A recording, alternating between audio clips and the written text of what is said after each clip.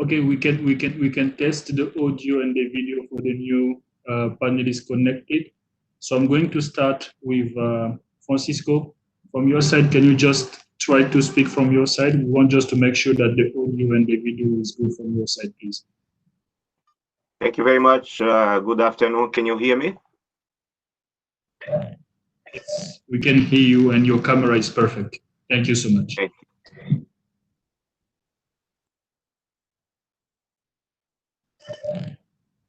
Honorable Shiku. Yeah, good afternoon. Can you hear me? Yes, we can hear you. Can you speak again so we can see you as well? Yeah. Thank you so much. Good afternoon. Yes. Good afternoon, all. Yeah, we can Morning. hear you. Yes. Thank you. Good afternoon, Minister. Thank you so much. We can see you. We can hear you loud and clear. Thank you so much.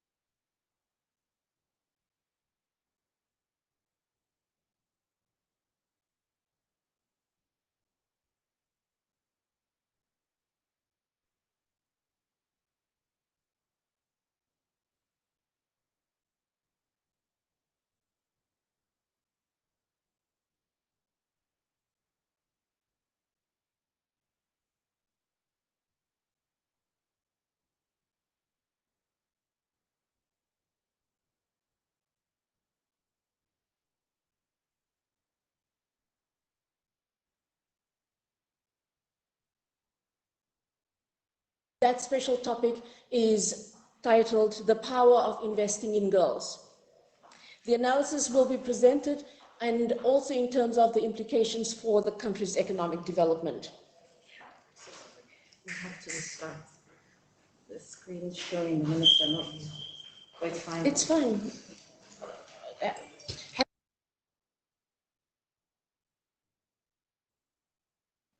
I think now you are muted from your side.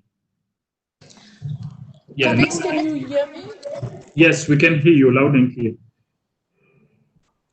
So did you say you wanted me to restart? Not at all. All right. As I mentioned, this year the special topic is the power of investing in girls. And we look forward to this analysis also presented in terms of the impact of the country's economic development. Presented today are the macro-fiscal developments of the past year. While many of these developments are COVID-related, many are not. And we also want to have an appreciation how these non-COVID related factors, many of them structural, will impact on the recovery phase of the post-COVID period. The World Bank recently completed its 5-year strategy. And in this strategy, gender is one of the major cross-cutting themes alongside digital development and governance. This is because women's contribution to the economy in Sierra Leone is well below its potential. And early fertility is constraining the economic possibility frontier for the women of Sierra Leone. This will be the focus of the second panel today. As I mentioned, we have a very exciting lineup in the program. Today we have the keynote address provided by Minister Safa, the Minister of Finance. This will be preceded by welcoming remarks by the World Bank's Regional Director for Economic Development, Francisco Carneiro. Thereafter, we'll have the presentation of the 2 parts of the report, and the remainder of the program will be devoted to 2 panels and moderated by Minister Gobe Kamara, the Deputy Minister for Information and Communication. As I mentioned, today's event is live streamed, and the link for the report will be provided in the chat function of the YouTube link. We invite the audience to submit questions through this chat function, and these questions will also be connected by the moderator and presented to the panelists. If you have a specific panelist you want to address your question to, please do so. So without any further ado, I'd like to hand over to Francisco Carneiro, the Regional Director for Economic Development in the World Bank. Over to you, Francisco. Thank you very much, Gail. Good morning, good afternoon, everyone. It's a pleasure to be here. Honorable Minister of Finance, other ministers and deputy ministers, Financial Secretary, Minister of Finance, counterparts from the Bank of Sierra Leone, development partners, and other invited guests. Ladies and gentlemen, first of all, I'd like to say that this is my first official engagement with the authorities of Sierra Leone in my new capacity. As of July 1st, I've become responsible for the portfolio macroeconomic policy and trade and investment for the regional office of covering Ghana, Sierra Leone, and Liberia. And it's a pleasure to make your acquaintance, even if it's virtually. I hope that the situation will subside very quickly, at least in the near future, so that I can physically visit you in Sierra Leone and perhaps be able to shake your hand and have a conversation over a cup of coffee. But today I'm delighted to welcoming you to this virtual event where we're going to present the third edition of the Sierra Leone Economic Update. This is an economic update that is produced annually by the bank and analyzes Sierra Leone's recent economic developments and prospects. It also discusses policy-relevant special topics. And for this year's edition, the special topic is the power of investing in girls. As elsewhere in Africa, adolescent girls in Sierra Leone continue to have relatively high rates of child marriage, early childbearing, and low educational attainment. This special topic emphasizes the importance of women empowerment as highlighted in both the government's National Development Plan and the World Bank's Country Partnership Framework. The World Bank is very grateful to the authorities for the outstanding support and collaboration during the preparation of this economic update. In particular, the Minister of Finance and the Central Bank have provided the necessary information for conducting the analysis and were fully involved in the review process from the beginning, the concept stage, to the completion of the report. So this is pretty much appreciated. And let me say that prior to the COVID-19 crisis, Sierra Leone's economy experienced one of the strongest post-Ebola recoveries compared to peer neighboring countries. Economic growth averaged 4.7% between 2016 and 19, and macroeconomic imbalances were improving with easing inflationary pressures and improving fiscal and external balances. However, after the COVID-19 pandemic hit, we have been observing high human and economic costs to the country, not only Sierra Leone, but many other countries in the world, threatening to set back its post-Ebola recovery. As of late July, the number of people infected exceeded 1,700, and over 65 people have died. The economy is projected to contract by 4% in 2020, a downward revision of more than 7 percentage points relative to the last year's projection, according to our analysis. And this economic downturn is mainly driven by the necessary domestic containment measures and the collapse of external demand and commodity prices. Of course, when dealing with a situation like this, one needs to have in mind the very short-term measures that need to be put in place, but also not lose sight of the medium to long-term measures that will facilitate the recovery of the economy. In the very short term, our analysis points that, well, it's necessary to first think about the lives and livelihoods of the people, right? You have to think about how to contain the spread of the virus, providing adequate cure and care to those who are infected. For this reason, fiscal policy will be a critical component of the response to the pandemic. And increasing health spending on testing, prevention, and treatment can help save lives and provide basic public services in the short term. A more accommodative monetary policy can also be useful for supporting aggregate demand in the very short term. In the long term, the focus should be on raising potential output, supporting the post-COVID recovery, and restoring medium-term fiscal and external sustainability. And more efforts should be directed to structural reforms to increase the productive capacity of the economy and reduce internal and external balances.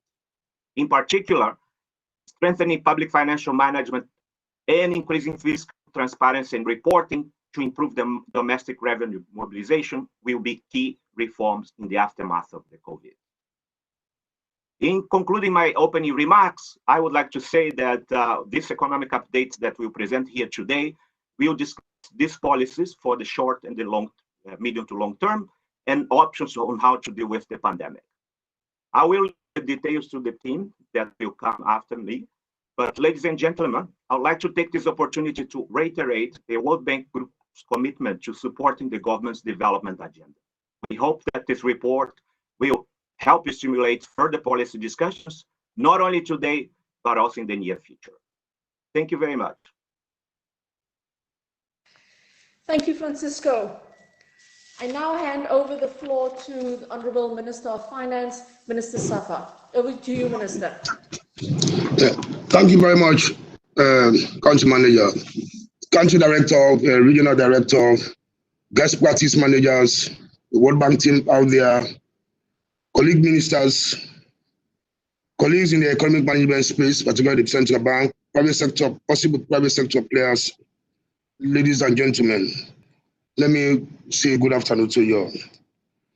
The government of Sierra Leone continues to engage our development partners on not only on funding issues, matters, but also matters of pure economic management, but also on other complementary interventions as we continue our journey towards inclusive growth and poverty eradication. Last month, we witnessed the virtual launch of the June 2020 edition of the IMF's Regional Economic Outlook for Sub-Saharan Africa within the context of COVID-19 and policy priorities going forward.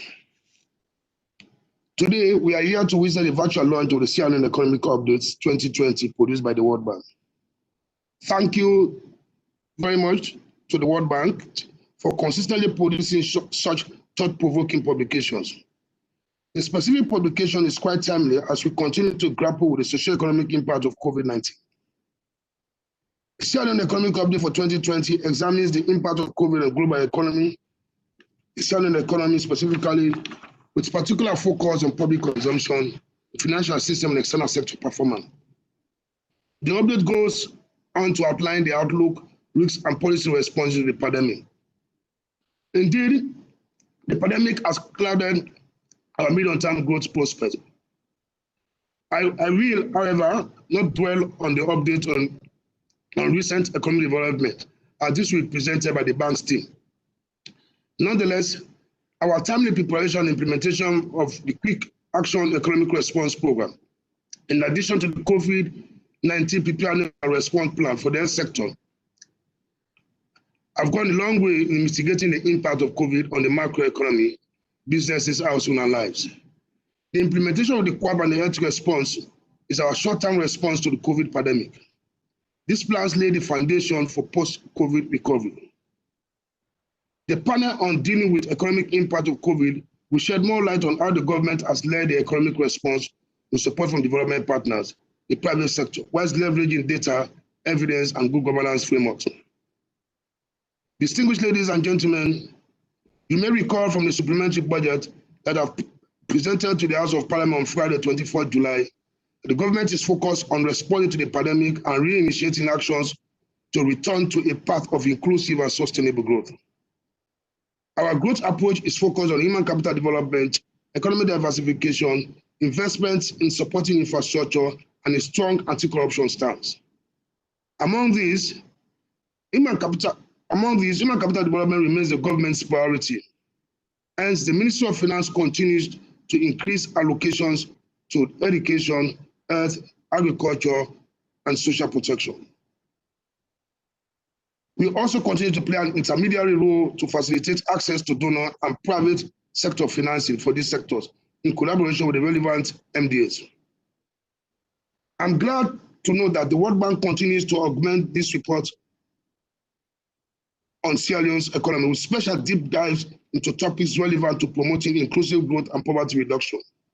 Last year, the focus was on financial inclusion for economic growth and development.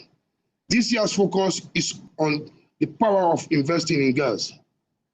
This can never be a more apt topic considering the value that this administration places on our women and girls among the challenges they face daily. I'm sure most of us on this call will have heard of the importance of gender equality. Indeed, among the multitude of positive externalities across different aspects of our existence, there's evidence that we can grow our economies through gender parity. Closing gender gaps are crucial for achieving the 2030 Agenda for Sustainable Development and Sustainable Development Goals, especially Goal 5 to achieve gender equality. Goal 8 to promote full and productive employment and decent work for all. Goal 1, ending poverty. Goal 2 on food security. Goal 3 on ensuring health. And Goal 10 on reducing inequalities. In fact, according to McKinsey Global Institute, closing the gender gap in the workforce could add a staggering 28 trillion to the global GDP by 2025. Yet, the OECD report that 300% more is spent on unpaid care worker by women than men. This must not continue. One of the pathways to ensuring the economic empowerment of our women and inclusive growth is by increasing women's and girls' educational attainment. However, UNESCO report that 2/3 of our literate adults worldwide are women. In the middle of a global learning crisis, we can imagine the impact of COVID on girls' education and welfare if we are not intentional about protecting and investing in them. Let me just take the opportunity to highlight a few statistics very worrying in the report.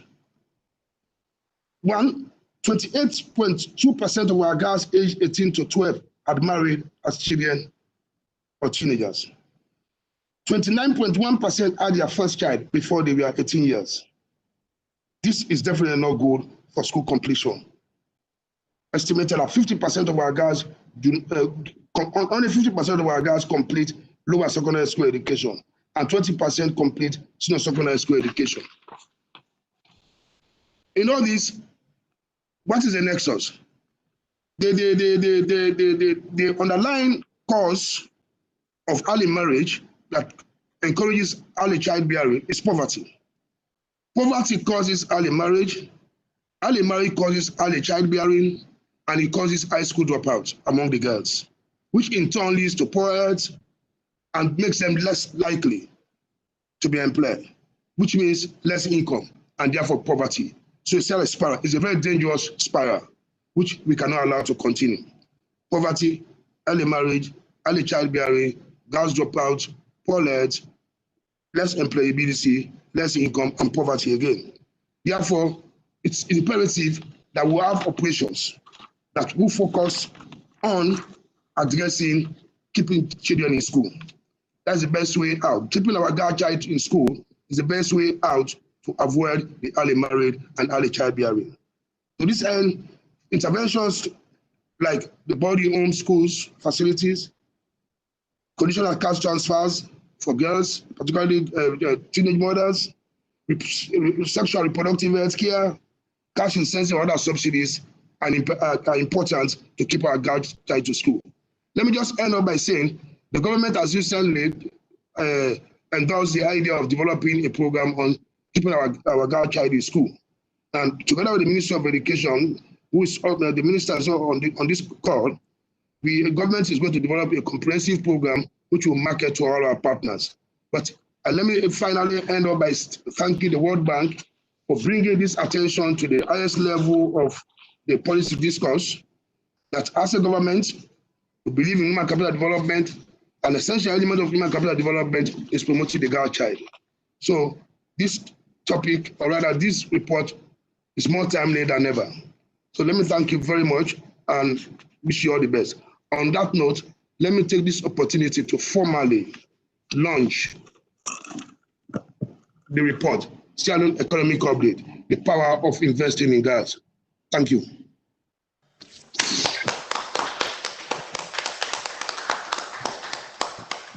Thank you.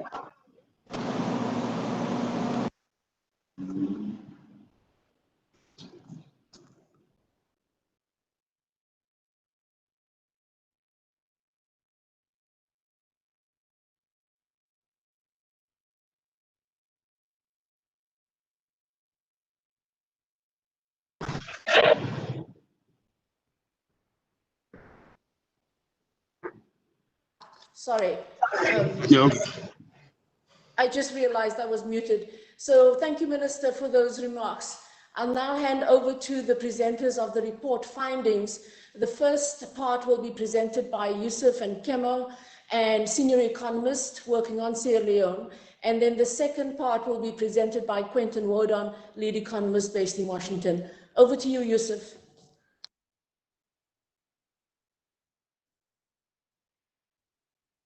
Okay, can you hear me? Yes, we can.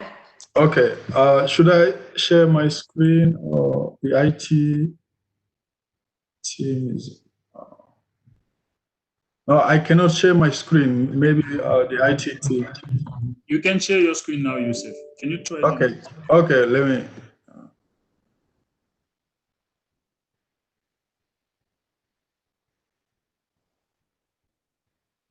Can you see the presentation? Yes, we can. Okay, thank you very much. So let me start by thanking the team for the hard work to complete this report in time. So we are also grateful to the authorities for the excellent collaboration on this project. So as you all know, this report is coming out in a very challenging context for Sierra Leone and also for the global economy. So COVID-19, as Francisco mentioned in his opening remarks, is affecting the economy severely, and with major implications for most of the sectors, the fiscal, the financial, and the external sector. So this is on the recent economic developments and prospects in Sierra Leone, and Quentin will follow up with the special topic. So, but prior to COVID-19, I wanted to say something about what was going on prior to the crisis. So the economy was experiencing at the time a very strong recovery from the Ebola crisis, despite structural vulnerabilities. So GDP growth averaged 4.7% between 2016 and 19. And that's primarily driven by private investment, consumption, and external demand. So the output gap was also closing. Inflation was on the decline. The inflation rate declined from 17% in 2016 to 14% in 2019, which is the result of the BSL's commitment to price stability and to bring inflation down to single digits. So on the fiscal side, the fiscal position of the central government was also improving. The budget deficit declined from 9% of GDP in 2016 to 3.5% of GDP in 2019. And that's primarily driven by the government's fiscal consolidation efforts, including expenditure rationalization and domestic revenue mobilization. So the external sector was also improving. The external accounts were also improved between 2016 and 2019. So this is the pre-COVID-19 macro picture of the country. So now with the COVID-19 outbreak, real GDP is now expected to contract by 4% in 2020 and return to its pre-crisis level only in 2022.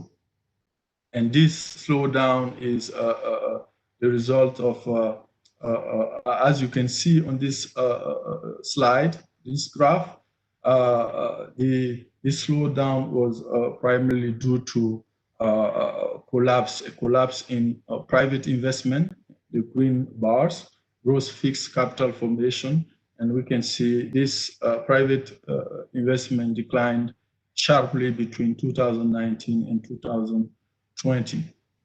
By contrast, public expenditure, public government consumption will now be the primary source of growth in 2020, and that's the purple bars. And that's due to the government's response to the crisis.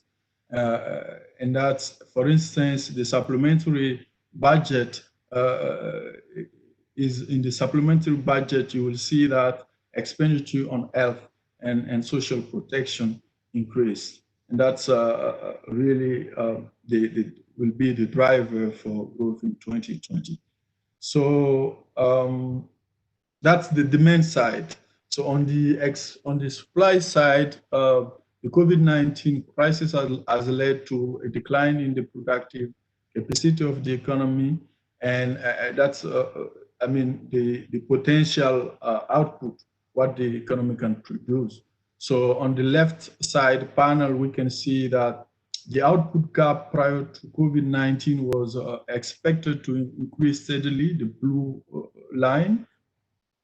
But with COVID-19, it will decline in 2020, the orange line, sharply by almost 6 percentage points of potential output. So on the right side panel, we also see that the saving investment gap will also decline in 2020. And the saving investment gap is really reflects the current account balance and external financing needs. So this is still on the supply side. We can also see the production patterns across sectors, agriculture, industry, and services. And we can see that the economic fallout came from the services sector, the orange bars, and you can see that this sector, the contribution of services to aggregate growth declined the most between 2019 and 2020. And the slowdown in services production, in turn, will come from trade and tourism, transport, communication, and finance. And this is exactly the result of social distancing. So production in agriculture and industry will also decline in 2020, but to a much lesser extent compared to services. So now on the fiscal side, the impact of COVID-19 on the fiscal position of the central government is also important.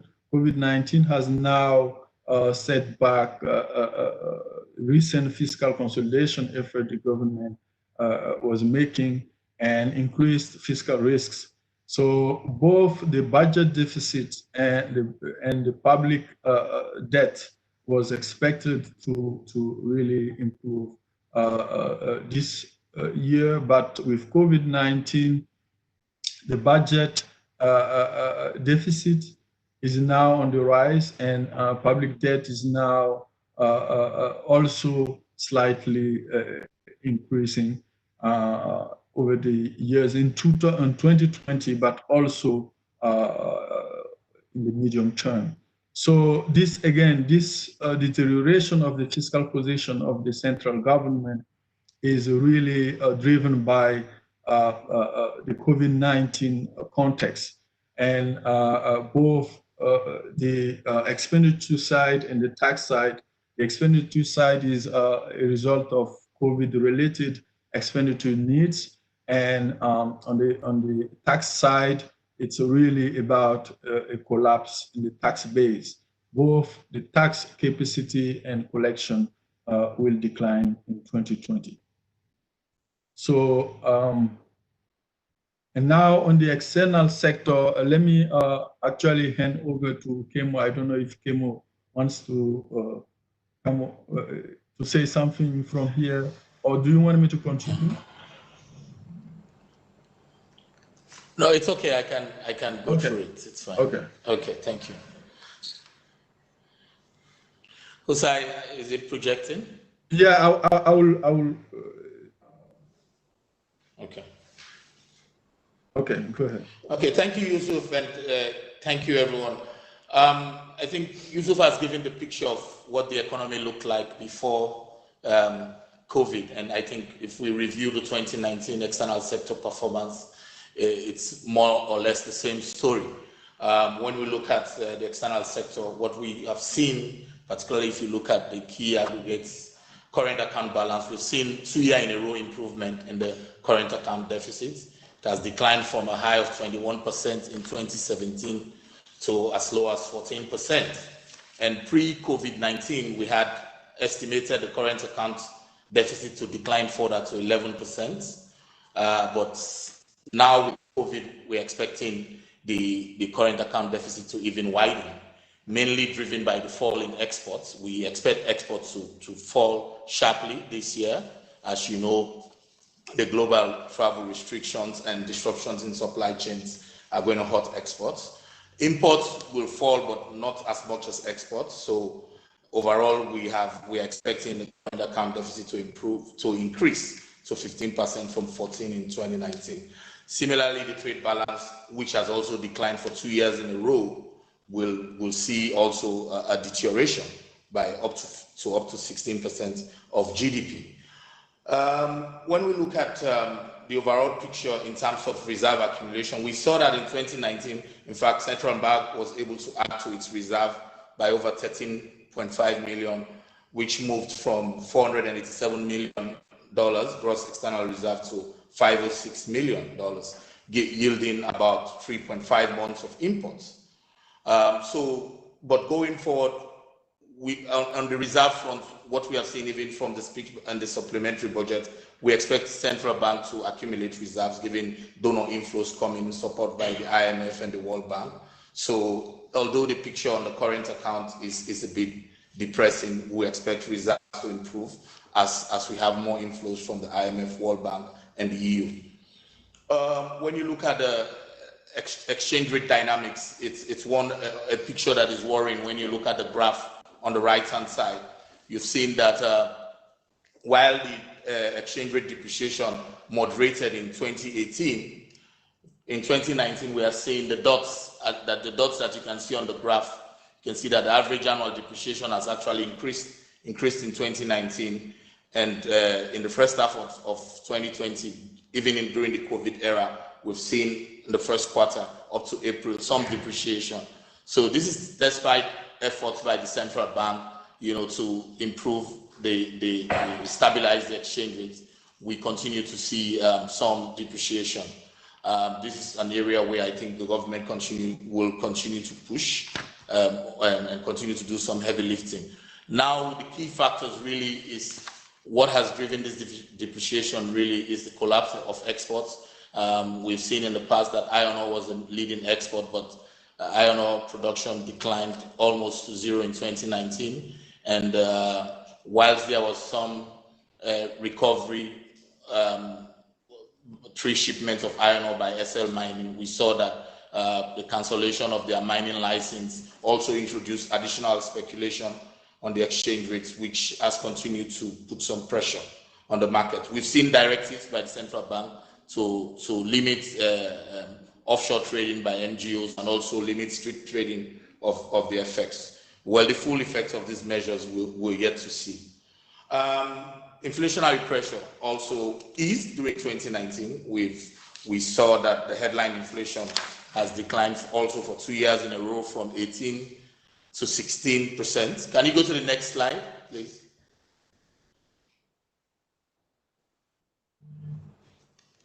Yeah, the headline inflation has declined. It's in the middle. The panel on my left has declined from 18 to 16% and up to 14.8 in 2019. So we've seen a 2 year in a row decline in the average annual inflation. And the main factor driving responsible for this decline has been the decline in food prices. And of course, my colleague Yusuf talked about the outputs, the supply side, and agricultural production is one key factor that has caused improved domestic production of food, which has led to a decline in food prices. And you're seeing that for the first time historically, we've seen that food prices are below non-food prices. And that is what's really accounted for the decline. Non-food prices, which were historically low, actually went up during 2018-19, mainly because of the liberalization of fuel prices, electricity price adjustments. So as you can see from the charts, the green dotted lines show that non-food prices are now on average higher than food inflation. If you look at the geographical spread, we've seen that both the western and eastern region are where we have the highest inflationary trends. They have average inflation higher than the national CPI average. So it's something to look out for. The southern region really has a bit lower inflation below the national average. So in this instance, as we mentioned, that inflation was high, although trending downwards, the central bank kept the monetary policy tight. It balanced the risk of increasing prices against government fiscal consolidation and also the need to stimulate post-Ebola recovery. So the monetary policy rates really was kept almost unchanged throughout 2019. And what this has led to is that money market rates, key money market rates remain high. And if you look at the charts, the interbank rate has even trended above the monetary policy rate, the interbank rate in the green line. Can we go to the next chart, please? The interbank rate in the green line has trended above the monetary policy rate, raising some concerns about liquidity squeeze in the markets. And what we also see is that other rates are also they are very high. So, but we have seen that post-COVID, central bank has pushed, during COVID, central bank has reduced the monetary policy rates. You saw the downward kink for all the key rates, the interbank, the monetary policy rate, and the BSL standing facility. BSL reduced the monetary policy rate by 150 basis points, and this has triggered, some easing of money market liquidity constraints. So if you look at the right of the panel, we look at the growth rate of monetary aggregates, credit to the private sector, and compared to credit to the government. Historically, we've seen that net credit to government outpaced that of credit to the private sector.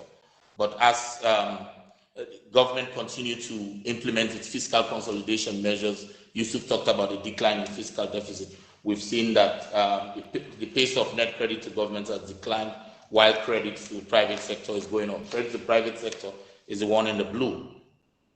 So we hope that this trend will continue with just that COVID has now changed the fiscal outlook a bit. We continue to look at whether further borrowing will push net credit above private sector credit. Next slide, please. The financial sector remained relatively stable. We've seen some improvement in key financial soundness indicators, capital adequacy ratio, which basically indicates the loss absorption capacity of the banks. We've seen that the capital adequacy ratio improved in 2019. Other key ratios, return on equity and return on assets, indicating profitability of banks, also improved.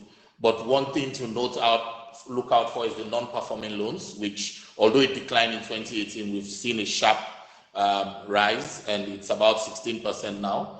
And the central bank's prudential requirements and the tolerable limit is really a single-digit NPL. So that is something to look out for. It means the credit default risks are being amplified. But on the whole, the banking sector remained generally relatively stable. Banks were able to accumulate more assets and expand their capital base and also accumulate deposits. Now, most of the credit is going, if you look at the chart on my right, most of the credit is going to retail, trade, and construction, as well as manufacturing. Agriculture, really, which also accounts for almost half of the GDP, is really getting almost zero, less than 1% of the credits. So this is one area I think where policies needed, really how to encourage more banks to lend to agriculture. The miscellaneous credits is also very large. They go into different activities such as household lending and others. Next slide, please. So we basically look at how COVID-19 has evolved in Sierra Leone, and I think both the director talked about how the infection rate has reached 1,700 and death rates reached 66 by July 2020. But what we've seen is that in some key districts, the infection rate is really slowing down. Falaba, Koinadugu, Kailan, we have over 30 days without new infection, last infection. So it's something to look out for. The number of days since they had a confirmed case is really increasing. So it's a bit encouraging that things are improving in some districts. So the outlook, I think Yusuf mentioned, but I would like to go over it just briefly, that the economy is projected, subject to uncertainty, contract between 2.3% to 4%. Change the slide, please.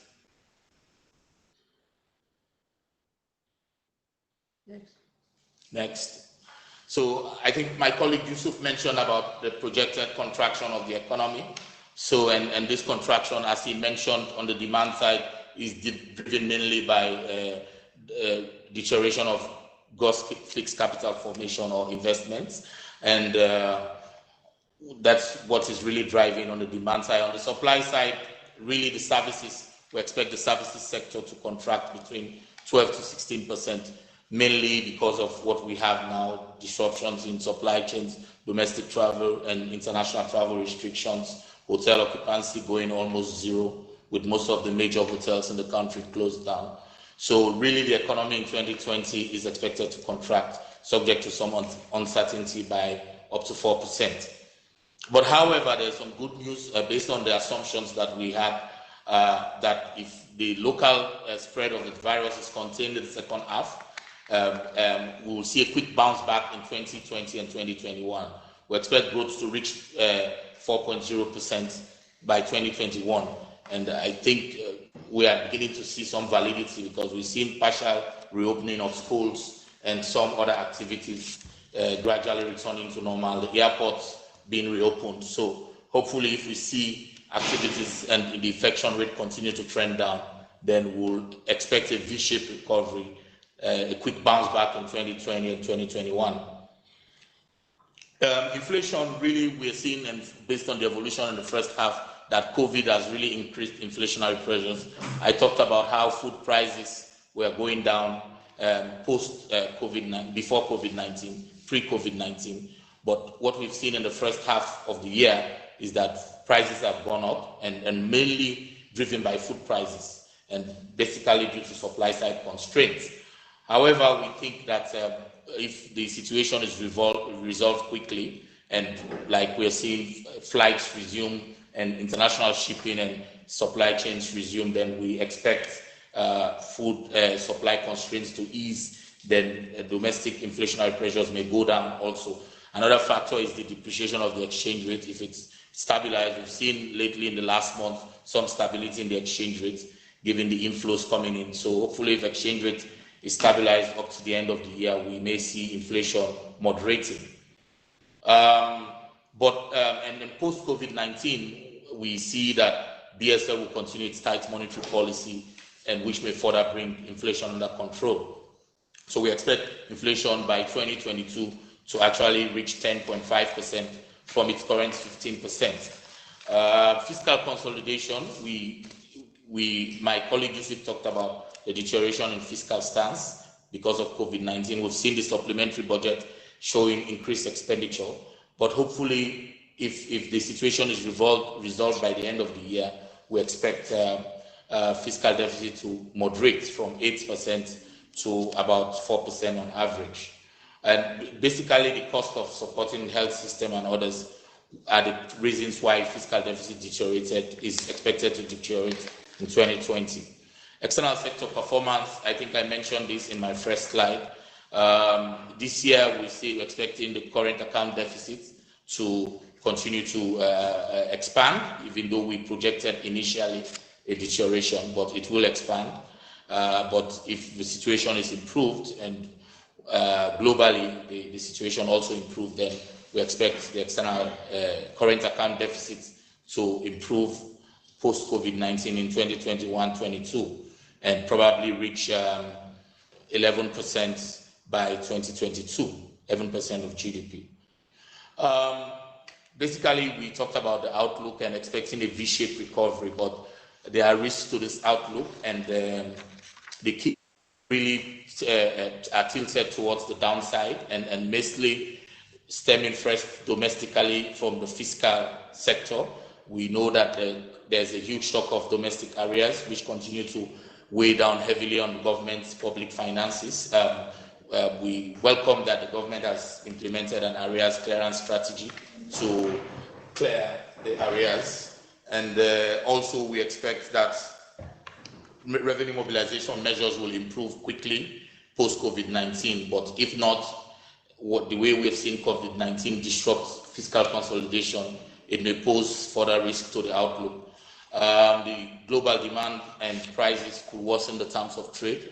We know what is happening to commodity prices, and Sierra Leone is a key exporter of commodities, mainly iron ore, diamonds, rutile, and others, that may affect our terms of trade. And also the issue of FDI inflows. Most investors have put on hold FDI into especially developing countries like Sierra Leone. Then the last risk is really the financial sector weaknesses. We've seen COVID-19 may hurt the balance sheets of so many SMEs and others, and they may likely default on their loans, and which will increase NPLs and cause further challenges for the banking sector. But these are all not gloomy. We expect some upsides. Slide. Yeah, so the upside risk, I think you can see in the report, which may give us pleasant surprises to growth. Next slide. So I think I'll leave the government response. I think we all know that the government have developed a quick action economic response plan based on 5 pillars. And I think the Minister of Finance in his speech yesterday to Parliament talked about financing, how the supplementary budget is going to finance the implementation of the quick action, and what the measures that the government has implemented since the the COVID situation, where we've seen that the central bank have injected some 500 billion special credit facility, reduction in the monetary policy rate by 150 basis points, and also shown increased regulatory forbearance by increasing the reserve maintenance period. We've also seen cash transfers in terms of social protection to vulnerable people during the lockdowns, and other health-related measures, generally quarantine centers, lockdowns, inter-district and partial lockdowns. So I think when you go through the report, you will actually see government's response to this crisis. Last slide, please. So finally, I think the priorities for the government currently, they are twofold. Short-term priorities, which I think my director, Francisco, talked about, should really focus on the response to the crisis, building the resilience of the health sector, investing in health, promoting health spending, and particularly strengthening hospital management, case management, and so on and so forth. Protecting the poor and vulnerable, the cash transfer, I think government is already doing that, and maybe to scale up that. Maintaining short-term macroeconomic stability through monetary and fiscal stimulus. We've seen monetary stimulus measures by the central bank, and also some support to SMEs given by the government. So I think the short-term priorities are in the right direction. But going forward, medium-term priorities are really important to recover the economy from the contraction that is projected. Fiscal consolidation is likely to increase debt. Because of the disruption in fiscal consolidation, we expect that the debt levels will increase, and it is important post-COVID to quickly resume fiscal consolidation and try to reduce the debt levels. Arrears clearance is very important. The stock of domestic arrears is huge. We're happy that government has already rolled out an arrears clearance strategy, but the implementation and bringing transparency and proper eligibility criteria of those who are the arrears claimants is very important. Modernizing debt management to increase debt transparency is very crucial, and I think debt recording and debt of all debt transactions, and especially SOE debt, is very important. Monetary policy responses to inflationary pressure, and we've seen that the price pressures are going up during COVID-19, and while central bank is also stimulating economic activities. So I think post-COVID-19, there is need to realign policies to ensure that monetary policy is targeted on bringing inflationary pressure down, deepen financial sector reforms, and finally structural reforms, putting private sector at the heart of the economic growth strategy. I think we launched a report in January talking about economic diversification in Sierra Leone. It has a detailed roadmap on what to be done to really unlock the private sector as the engine for growth in the economy. Thank you very much. Thank you, Kemal and Yusuf. I look forward to the discussion during the panel session. We now turn to the presentation by Quentin Wardon on the power of investing in girls, which is the second part of the report. Over to you, Quentin. Thank you, Gail. Let me try to share my screen. Does this work for everybody? Yes. Wonderful. So it's really a privilege to be able to share some of the key findings from the analysis we did about the power of investing in girls. And maybe just a small personal remark. I started this work at the World Bank a few years ago, and we have done it for many countries. Before I worked on this topic, I was not actually fully convinced that this was truly one of the best investments that a country can do for long-term development. But now I am really convinced, and I hope that this presentation will convince all of you. Many of you are already convinced, but the more we can do to help adolescent girls, the better the long-term prospects for the country. Now, this work started a few years ago at the World Bank because ending child marriage and achieving universal secondary education for girls are part of the Sustainable Development Goals. And especially in Africa, many countries have actually drafted or adopted strategies to end child marriage and early pregnancies and promote education for girls, Sierra Leone as well. But in many ways, this is still seen as a social issue and not an economic issue. And so we started work globally and then regionally and now at the country level to show that this is actually a key essential economic issue for the development prospects of Sierra Leone and other African countries. Now, what you have on this slide is simple trends in the global prevalence of child marriage and by region. And what you can see on the top is the trend for South Asia, where just a few decades ago, child marriage was extremely prevalent. And now, especially thanks to India, the prevalence of child marriage has been reduced dramatically. So this shows that it can be done. You can reduce child marriage, you can reduce early pregnancies, and you can improve education for girls. But what you see for sub-Saharan Africa, and the same for Latin America and the Caribbean, is that progress is actually very slow. And at this rate, for sure, countries are not going to be able to achieve the SDGs. Now, the minister mentioned the estimates for Sierra Leone, which are a little bit lower for child marriage than in Africa as a whole. You have just under 3 in 10 girls who get married still below the age of 18, and 3 in 10 girls who have a first child below the age of 18, and only 1 in 5 girls completes secondary education, the upper level. So the question is, what's the economic impact of this? That's the first question. And the second question is, what can we do about it? And so I'll go first through the economic impacts, and then I will discuss some of the potential policies. And especially, I want you to keep in mind the concept of viable alternatives. If we want to improve opportunities for girls, we have to find a viable alternative to getting married early or having a child early. And to me, one of those key viable alternatives is really to keep the girls in school.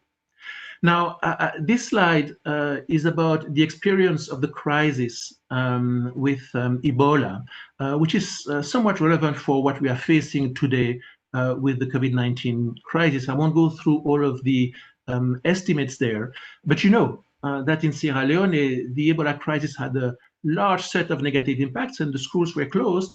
And this had an especially large negative impact for girls, even more than for boys. Teenage pregnancies increased, many girls dropped out of school. And so we really have to find ways to try to avoid some of the same outcomes with the current crisis. Now, in terms of economic impact, so how did we try to think about analyzing the potential negative consequences of girls getting married early or not being educated or having a child too early? And so we have a framework, and the idea is to look at different types of impacts. Earnings in adulthood. When you look at education, what's the impact on child marriage and early childbearing? Fertility and population growth, which economically is very important. Health, nutrition, well-being, agency, decision-making, and even social capital. I won't go through all of this, but what we try to do is to look at the different links. And this is just one illustration for why this is sometimes a little bit complex. Child marriage, for example, can affect the fact that you have a child very early, before the age of 18. This, in turn, early childbearing can affect the outcomes for young children, what we call early childhood development, or even measures such as under 5 mortality and under 5 nutrition. That then has economic impact. Child marriage also has an effect on agency and whether women can access modern contraceptives. Both agency and access to contraceptives, as well as the rate of early childbearing, have an effect on population and fertility, and that again leads to impacts on the economy. If we look at the questions of education attainment and fertility, we have the same types of different patterns, different things that interact together, and this is why we try to do the analysis in a detailed way to show some of those links and some of the ways through which child marriage has negative economic impacts. Now, what are the key findings? I mean, the first set of findings is the relationship between child marriage, early childbearing, and girls' education. So those relationships are very, very strong. What we find in Sierra Leone, as in many other countries, is that we could reduce the number of children who are born or young mothers younger than 18, by about 2/3 if we were able to end child marriage. So child marriage and early childbearing are related. Sometimes child marriage leads to early childbearing, sometimes it's a reverse, but in most of the cases, early childbearing is a consequence of child marriage. We also see that if we were increasing the years of secondary education for girls, this would help dramatically reduce child marriage and early child bearing by several percentage points for every year of secondary education that girls get. Now, the second finding on this slide is extremely important. It says that primary schooling is, of course, necessary. You need to go for primary school before you can go to secondary school.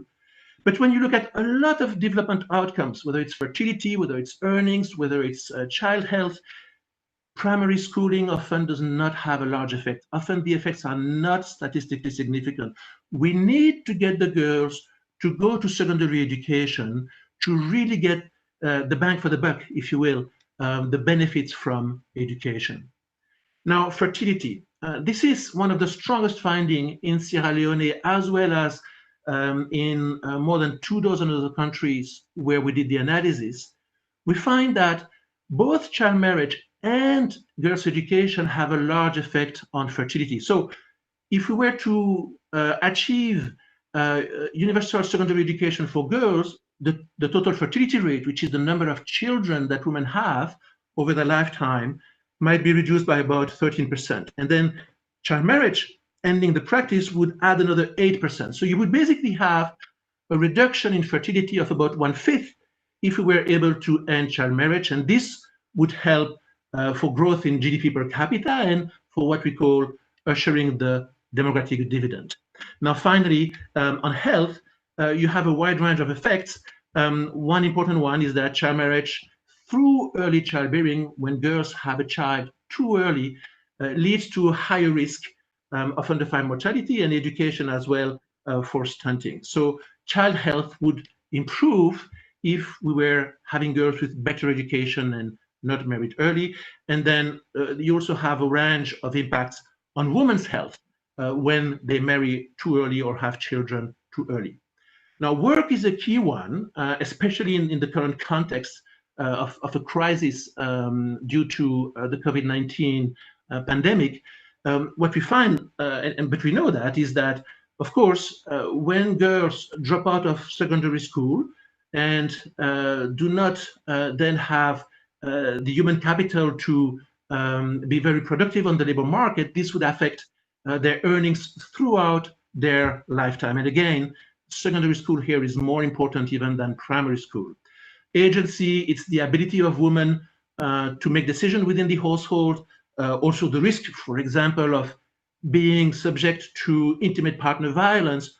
All of those other dimensions are also affected by child marriage and girls' education, with benefits if we were ending child marriage and ensuring universal secondary education. Now, we have some budget or cost estimates in the report. We should take this with a grain of salt. There are many, many assumptions behind those estimates, but the point is simply to say that the economic impacts of child marriage are very large. We compute that the loss in earnings today because of child marriage in the past is about $70 million. And we also compute that the economic benefit of reducing fertility and thereby reducing population growth could, over a 15-year period, reach $0.4 billion. Now, again, these are very rough estimates, but the point is this. These economic impacts, and this is for child marriage only, are very large. And the economic benefits that we would have, for example, for universal secondary education would be even larger. Now, the second part of my presentation, and I hope I have another 10 minutes or so, but don't hesitate to let me know if I have to cut it short. The second part of the presentation is about what do we do about it, right? And here, the key idea is that we should learn from successful interventions. We have all over the world but especially in South Asia and in Africa, different types of interventions that have been evaluated in a robust way through experimental or quasi-experimental methods. One of the ones that I really liked was one in Nigeria, where they did succeed in delaying marriage and improving education. But the idea was that there was a safe space. A safe space is an area where girls can meet together with female mentors to discuss issues that affect them in their personal life. That could include sexual and reproductive health, education, or other aspects. And in that program, they combined the safe space with the ability of providing additional learning so that the girls could succeed in school, and that really helped transition the rate from primary to secondary school dramatically. And that safe space plus, between quote, the typical safe space for empowering girls, if you will, and enabling them to understand sexual and reproductive health issues, among others, was made more powerful by linking it to education. Now, we did a review a few years ago of 3 types of interventions that could help for girls. One was, again, the safe space and the sexual reproductive health and life skills by itself. The second one was that plus providing economic opportunities for girls, like employment programs or training programs for skills. And the third one, the third group of interventions was for ensuring that the girls could go to schools with various incentives. This could be a conditional cash transfer, it could be providing free uniforms, it could be all kind of different things, providing transportation to the secondary school, but making sure that the girls go to school. And I won't go through all of the details, but essentially the conclusion was that life skills and sexual and reproductive health knowledge are very useful, but by themselves, they may not often be enough to keep girls in schools and then to delay marriage and to delay childbearing. Now, life skills plus economic skills and opportunities were actually more successful in delaying marriage and delaying early childbearing. But the most successful interventions, on average, right? There can be exceptions depending on the country, but on average, the most successful interventions were the programs that were focusing also on keeping girls in schools or enabling them to return to school, and otherwise providing alternative forms of education. Now, to do that, of course, you need to have the schools nearby. You need to have adequate water, sanitation, and hygiene facility in the schools. You need to reduce violence and sexual harassment everywhere, but also in school. And girls need to be able to learn while in the school. It has to be worth it, because it's a sacrifice for a family in poverty to make sure that the girls can go to school. So that has to be worth it. So what should be done? I mean, we go a bit more in details in the report, but essentially the idea is that you need to have those basic conditions for access to education and learning, right? And in the case of Sierra Leone, it's a very good news that a few months ago, the ban on pregnant girls being able to stay and go to school was lifted, because this is important to enable all the girls to be in school. So you need those general conditions, schools nearby, good learning, affordability. The free education initiative in Sierra Leone, for example, is very important for that. But you also probably need targeted interventions for the most vulnerable girls and incentives for those girls to remain or go back to school. And then I should mention that you need to also change gender-based social norms, including gender-based violence. We have a bit less information, but the information is growing and growing over time globally about what works, but this is also important. Now, one more slide related to the COVID-19 crisis. That's not the main focus of the report, but we talk a little bit about it because it is relevant, right? It is relevant because, as we saw during the Ebola crisis, girls are likely to be much more affected than boys by the crisis. Both will be affected, but girls more so. So what we suggest is that we need to think about 3 periods, if you will. The relief and ensuring that students are supported during the school closures. And Sierra Leone has done work on that. I mean, you have adopted strategies for distance learning and other aspects. So that is important. That's a short term. But we need to make sure that when the schools reopen, girls can really go back and boys, which may require campaigns of information, which may require some incentives. And you have experience in doing that as well. But then we also hope that in Sierra Leone, as elsewhere, the crisis is also an option or an opportunity to try to rebuild back better. I mean, these are the words we use, but essentially to try to learn from the lessons and when feasible, for example, having a better use of technology for learning, including in the classroom.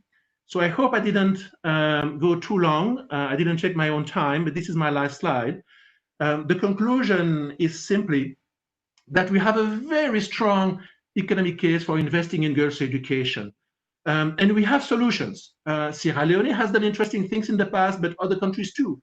We can learn from those solutions, but this is truly the ability to end child marriage and early childbearing and keep the girls and enable them to go to secondary school. This is truly one of the best investments that Sierra Leone can do for its long-term development. Thank you. Thank you very much, Quentin. This you did it in within your time. So now I have the pleasure to hand over to the moderator for the two panels, Minister Gobe Kamara. And the first panel is devoted to dealing with the economic impacts of COVID-19. And the second panel relates to pathways to scaling up investment in girls. So with that, over to you, Minister.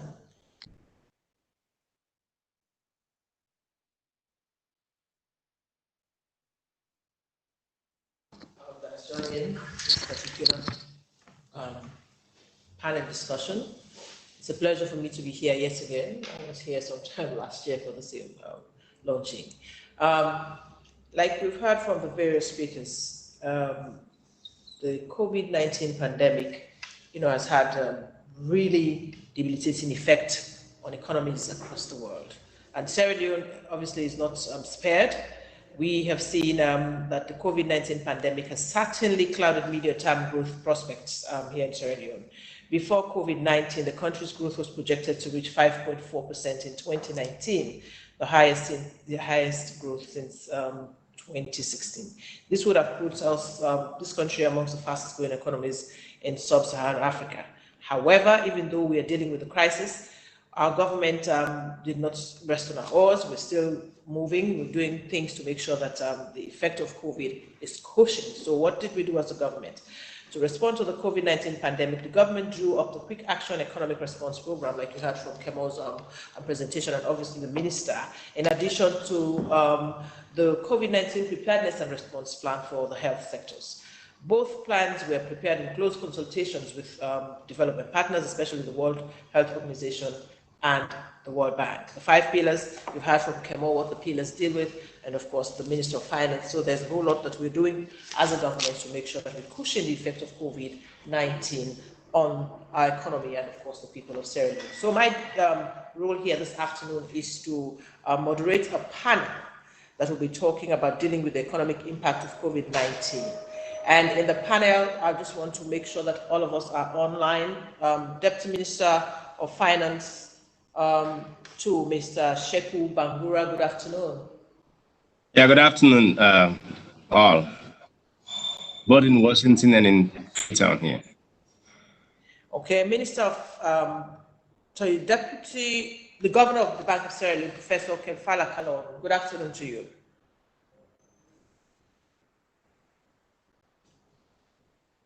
Hello, Prof. Yeah, good afternoon. Good afternoon. That's the Professor Kemfala Kalon, Central Bank Governor. Also, Mr. Herbert McLeod, International Growth Center. Mr. McLeod. Yeah, good afternoon. Good afternoon. Yes. Okay. And then we have Errol Graham, World Bank report. Okay. So Errol Graham from the World Bank, are you with us? Good afternoon, Freetown. Good morning, Washington. All right, thank you very much. So we go straight to the questions, but don't forget you will have an opportunity to ask questions, at some point in the program. I'll give you the opportunity. Those of you who are online will have an opportunity to ask questions as we go along. So now I'll start with IGC. The very first question goes to you. Dealing with COVID-19, how can we mitigate the projected contraction of the economy beyond the recommendations in the report?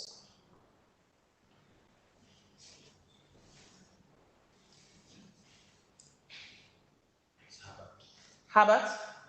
Oh, sorry. Did you get the question? Just a Briefly, shall I second. repeat the question again? Yes, please.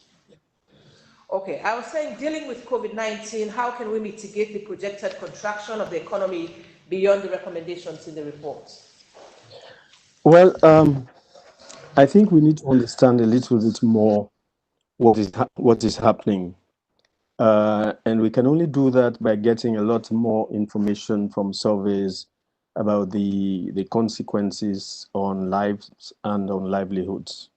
Right now, we've only had about 4 months of COVID, 5 months of COVID in Sierra Leone. What we have been anticipating pattern of behavior that is similar to the other countries that we've seen in the past in the north. But if there's one thing that we do know about COVID, it's about its unpredictability. And because the consequences are channeled through the measures, primarily through the measures to contain its spread and deal with the secondary effects that arise out of it, it's difficult to actually state very specifically what can be done in the long term, in the medium and the long term. However, in the 5 months, we do have some information that is available on lives and on livelihoods. We also know that in Sierra Leone, we have over 70% of the economic activities taking place in the informal sector. Now, this is the sector that is traditionally extremely difficult to reach. And so if we want to talk about mitigating the contracting effects of COVID, we must know what is going on in that sector to be able to address them appropriately. And we must be very careful as well. The fact that we may be providing humanitarian support to lives is not the same as dealing with the negative, what is happening in the informal sector. Quite a lot of businesses are there, and how they behave, how they should restructure their business models are issues which they themselves may be tackling with. And one of the things that we could do is to help them deal with that. What do I mean by that? We know, for example, that we're going to shortly have the Africa Free Trade Area.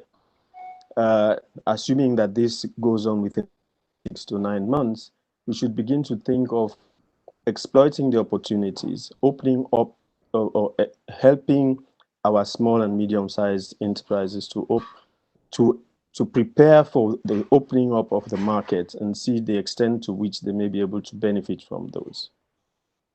As I said again, we have, and I must congratulate the government for taking the very immediate and almost risky task of preparing a program without facts, because the program was published in March, which means they worked on it in February. So there was a lot of assumptions about what will happen. But now we know quite a lot more. Not enough, but we know a lot more. And we may have to consider adjusting the program if we are to deal with the reductions that we anticipate. Just a simple example. When I was looking at it, I think it said that it required a financing of $136 million. Now that's woefully inadequate, as we can see now. So we really should think of going back to that and seeing the extent to which some changes should be made, even to some of the objectives. I was hoping that my question is next, but so there are other issues that can be done to mitigate the impact, but we should never forget that the the primary goal is on lives and livelihoods. So I'm glad. Hello, Herbert. Maybe I should just come in with the next question that I have for you. Do you think the government's QAP has helped to ease difficulties posed by COVID-19? Okay, to answer that question, normally one should. There are three ways. There are more than three ways, but three ways come to mind to answer the question. The first is to say, take a purely bureaucratic approach, where the objectives which were set are the objectives which are set being met. The second is to say, if the overall objective stated by the minister is to target lives and livelihoods, are people's lives and livelihoods being better now than it would have been under COVID? And the third is to look at perceptions. Sometimes perceptions can be more equal, if not more important than reality. What do people perceive of the program? Is it achieving or not? Now let's go back to the first one. As I mentioned before, there's a risk inherent in planning without full facts. So the objectives of dealing with the supply shortages, has that been met? Yes, we haven't seen any shortage of food supplies. We haven't seen any shortage in intermediates. You could say yes. That a different question is, was that the best way in which it was done? Or is there a correlation between the absence and of the food supply and the measures being taken? The second one is to address the hardest hit businesses. As I mentioned just now, the hardest hit businesses are really in the informal sector. And yet it's difficult to see so far how one can say that there has been success in dealing with the layoffs to people from restaurants, the layoffs to people who are working in hairdressing salons. And that requires a special measure for the informal sector, which is what my strongest point here. And then the third one, I think, was safety nets. So when I look at the figures, we are talking maybe 100,000 people. But when you calculate the poor and the absolute poor, you're talking almost, more than 1 million people. So I'm not sure how much we are succeeding. We're definitely helping, but when the evidence that is coming in from surveys show that there's increasing food insecurity, that the poorest households are that they are borrowing a lot more. They are selling some of their assets. So it's very difficult to come to a conclusion. Albeit, one has to commend the effort. But when you use evidence, you will be able to come up with much more comprehensive. All right, let me stop you there, Herbert. Maybe we'll come back to you, time permits, but let's go on with the rest of the discussion. So I'll have the bank governor. Yes, Professor Kalon, the Bank of Sierra Leone's 50 billion special credit facility is injecting money into the economy at a time when inflation is on the rise. How can we balance the need to maintain the supply of essential commodities supported by the 500 billion Leone's special credit facility with the need to reduce inflation?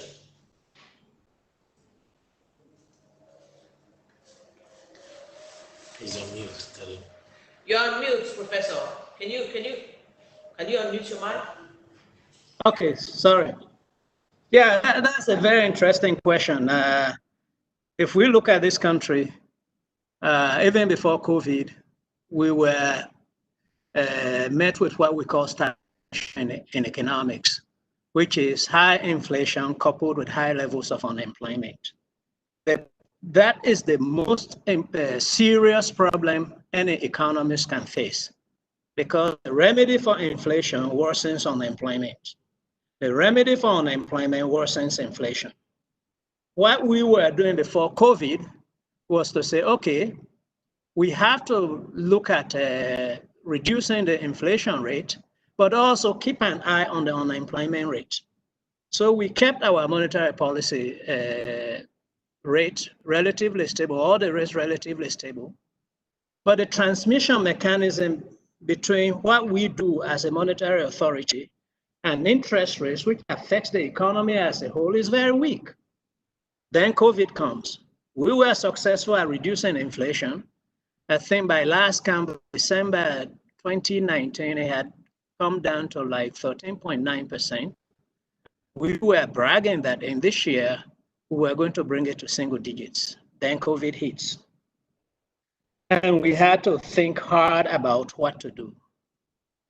Do we continue dealing with disinflation, or do we now pay a little bit more attention on unemployment and the impact of that on the economy? Two things to answer your question. One, the supply restraints that occur both globally and domestically with the lockdowns and this, that, had an impact on increasing the price level in this country. So our goal was to make sure, one, that there are no shortages in the market. But once there are shortages, we know that prices are going to rise. What the 500 billion Leone's initiative has done is to assure the market that we are ready, the Bank of Sierra Leone is ready to inject liquidity into the system so that businesses can be sure that if they want to invest or bring goods into this country, we are willing to support them. We believe that has staved the inflation rate from rising higher than it already is. Thank you very much, Governor. Moderator, may I just respond to what the governor said? This is Earl. Because I think he makes an interesting point about trying to deal with high inflation. And I would suggest that this is perhaps where there's an opportunity for the government to intervene. And here I'm speaking of an intervention in the agricultural sector, and particular for food production.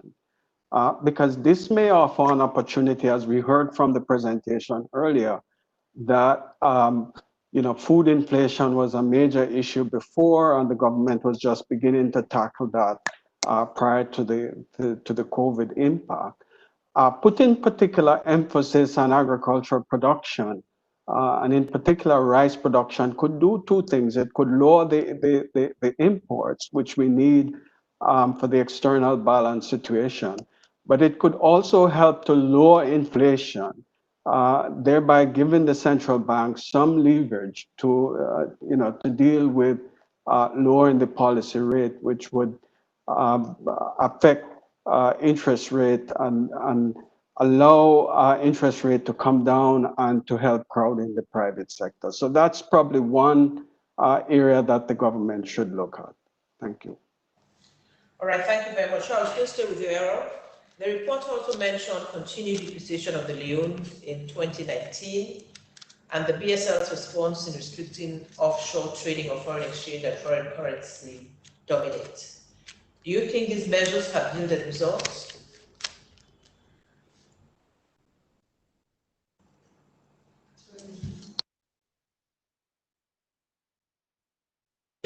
Did you get the question?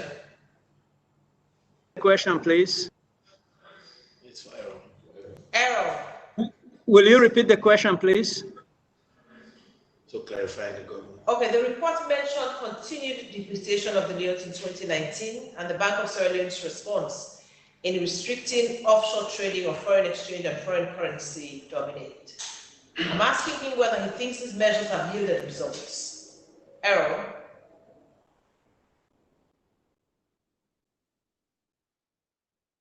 I think that the short answer to that is getting more foreign exchange through the formal system and preventing speculation in the foreign exchange market is always a good thing. And I think the central bank in this case acted appropriately. At the same time, I think it's important to allow confidence building in the market for people not to hoard foreign exchange and to depend on other parallel markets. So balance is important. But I would say generally that and it's too early to say, how this is going to play out. And the fact that we've seen a shock in the middle of the policy implementation, of course, clouds the picture. So let's see, how this plays out. Professor Kalon, is there anything you'd like to add? Yeah, on things. Errol had talked about agriculture. Prior to COVID, the bank had actually been thinking about trying to have a special facility that would be, again, channeled through the banking system for farmers in this country in order to help investment in agriculture. So that is something that we wanted to do, and we are committed to doing once we are out of these woods, these COVID woods. With respect to the measures that we put in place, we believe that they've been hugely successful. One, we now see that the commercial banks have foreign exchange in the banks. It used to be that even people who had foreign currency accounts in the banks would go to the bank and say, I want $5,000, and the bank will say, we don't have dollars. We'll give you leones. Today, that's a thing of the past. We also know that as far as notes are concerned, there are deposits of foreign currency notes into the banks, to the point that some of the banks were actually asking us to either buy those foreign currency notes from them or store it at a cost to them, because people are now depositing foreign currency into the banks. These economic policy, particularly monetary policy, is not very direct. You try to guess how people will respond to something that you are doing. And sometimes the response takes a lag. But based on what we saw, even when we talk about the year-on depreciation of the Leone, after the policy came into place, the Leone actually started appreciating, even on the streets. So we believe that these policies have worked and they are continuing to work, and we hope to see them continue to work.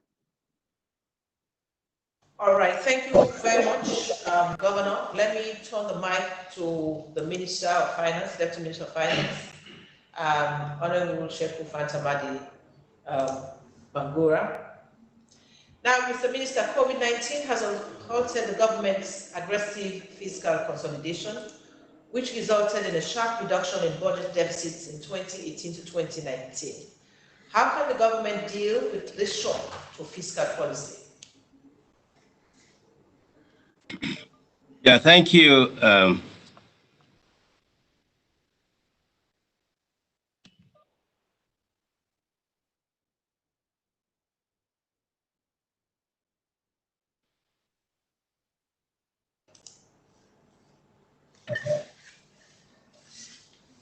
Yes, so thank you very much. I hope I'm on. Yes, you are. Go ahead.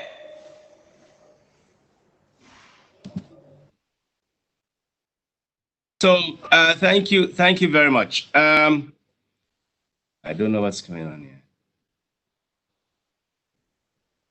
We can hear you. Okay, Please that's good. Yeah, so thank you very much. So let me just start off by laying out the premise on which we've been managing the shock that COVID is actually hit on the economy. As is really clearly, characterizing the report that the bank has produced. We are trying to do a balancing act between saving lives, livelihood, but also ensuring that our economy remains resilient. So in that space, the entire recalibration of the fiscal profile had gone down to looking at the health response itself, which is coming in the form of huge transfers that prior to now were not really budgeted for. So that health response as a transfer certainly comes as one area that I think we try to ensure that we have a proper grip on the virus spread itself before it gets out of control because of the ramifications that it will have if it's continue to deepen or widen without having the proper handle. So that's one component. But at the same time, because of all the measures around that, having impact on people's livelihood by the restrictions that are accompanying them, we have been able to, through the QAP itself, identify pillars of programs that we think will be really crucial in ensuring that at least safety nets are targeted at the most crucially vulnerable group of people. So that's the approach we have taken, and that's purely like from a short-term point of view to be able to ensure that you have a handle on the response. Whilst at the same time within QAP, try to ensure that components of the economy that we require to be still going on, whilst we try and have a handle on the impact of the crisis, are being done, whether through agricultural investments or trying to take on feeder road investments, or trying to ensure that businesses, SMEs that are heavily impacted, we target them, but also undertake, tax, I'll call it revenue measures, to be able to ensure that businesses do have some kind of leeway, or we'll call it taxes, deferred taxes, or even measures that we ease the pressure on their businesses. So in that balancing act, what you've seen there is that our revenues have not been performing very well. Because of that, we took a hit of close to 1 trillion in the projections that we had from our mobilization domestically, whilst we are trying to invest in this way. That's how the deficit situation had actually turned around. But the way to have a handle on this, in my view, I think we must look at the pressure points within the fiscal profile itself that will continue to, that is actually noted even in the report, has to do with the debt side. So what is happening here is that even when we are doing these other investments, our debt profile is such that our domestic debt still hangs over as a huge risk to the fiscal. So that comes as an added responsibility in the fiscal profile that is eating up much of that space.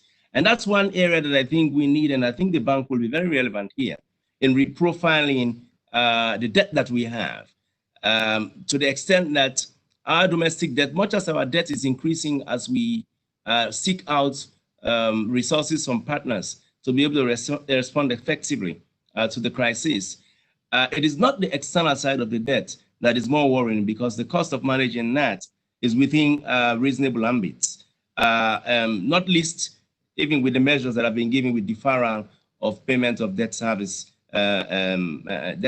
as well. So it is the domestic debt that is usurping most of the space that we have, and creating all of the added strains on the fiscal side. So that's one key component.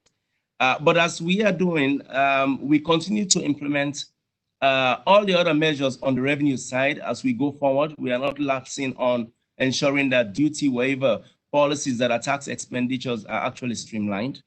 We are ensuring that compliance measures in terms of investing in even, I'll call it automated GST collection systems are still implemented. So that's all going on.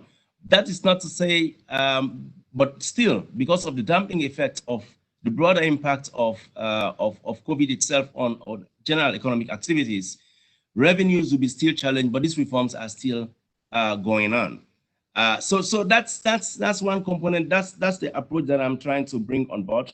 That I think that we should really pay more attention to the debt profile, still put more emphasis on implementing the revenue policies, but also ensure that we have a handle on the crisis itself such that it doesn't deepen too much, because the transfers associated with managing it are so costly if they continue to linger on and the uncertainty increase. That's the approach that we are taking.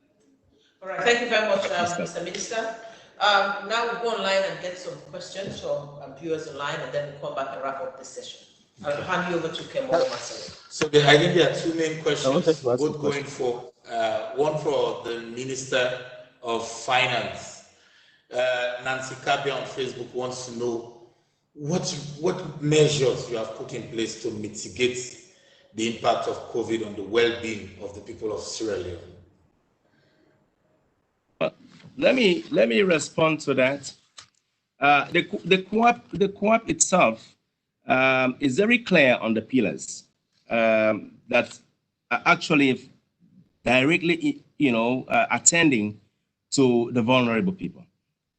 So first, we've been able to target in a very clear way cash transfers to targeted group of persons, whether during lockdowns, where we've actually targeted vulnerable groups and transferred huge resources to them for that period when we knew they did not have resources to be able to take care of themselves. But also, we have through the bank a safety net program, which we increased, doubled the size of the number of persons that will benefit from it, from about 35,000 to 70,000 persons. These are well-targeted programs. Not everybody is covered, but there is also a program that is really looking at supporting people who have been working in the tourism industry, the service sector, which is hardest hit. There's a program for people who've been working in restaurants that is going to be unfolded in the course of the next 6 months.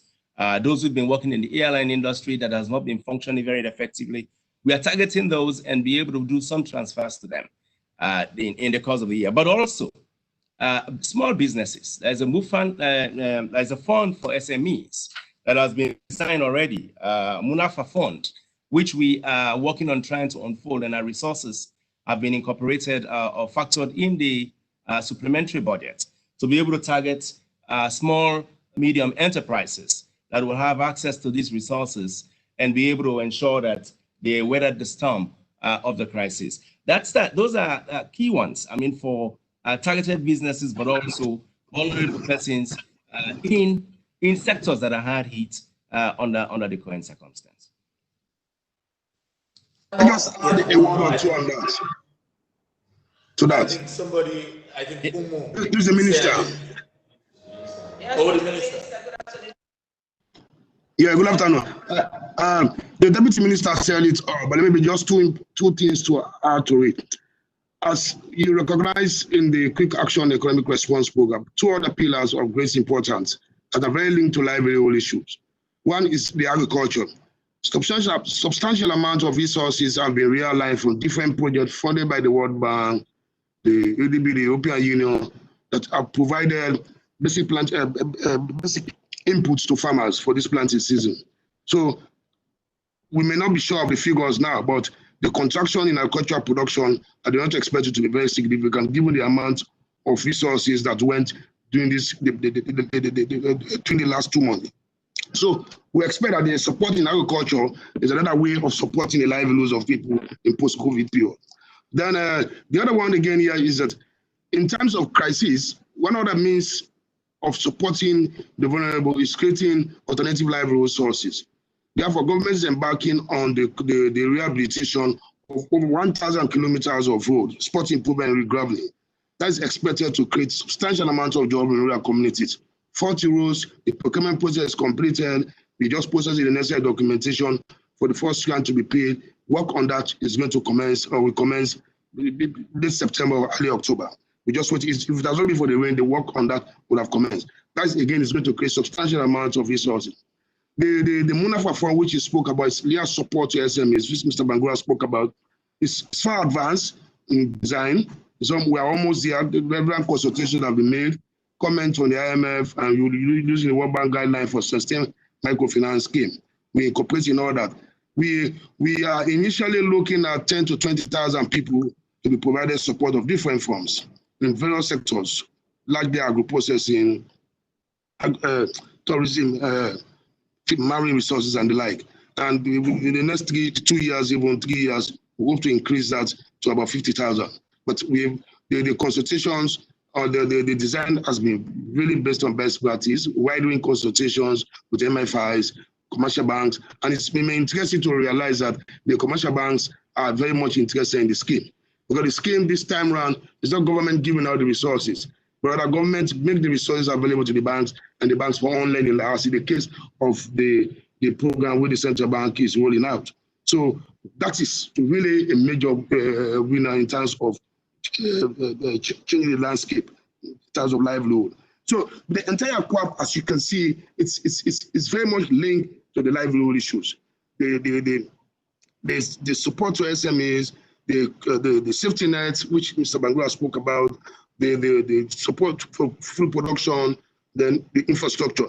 In addition to that, let me just hasten to say the supplementary budget is not only intended to support the COAP or the earth response, it's also intended to carry out major programs which were identified in the 2020 budget.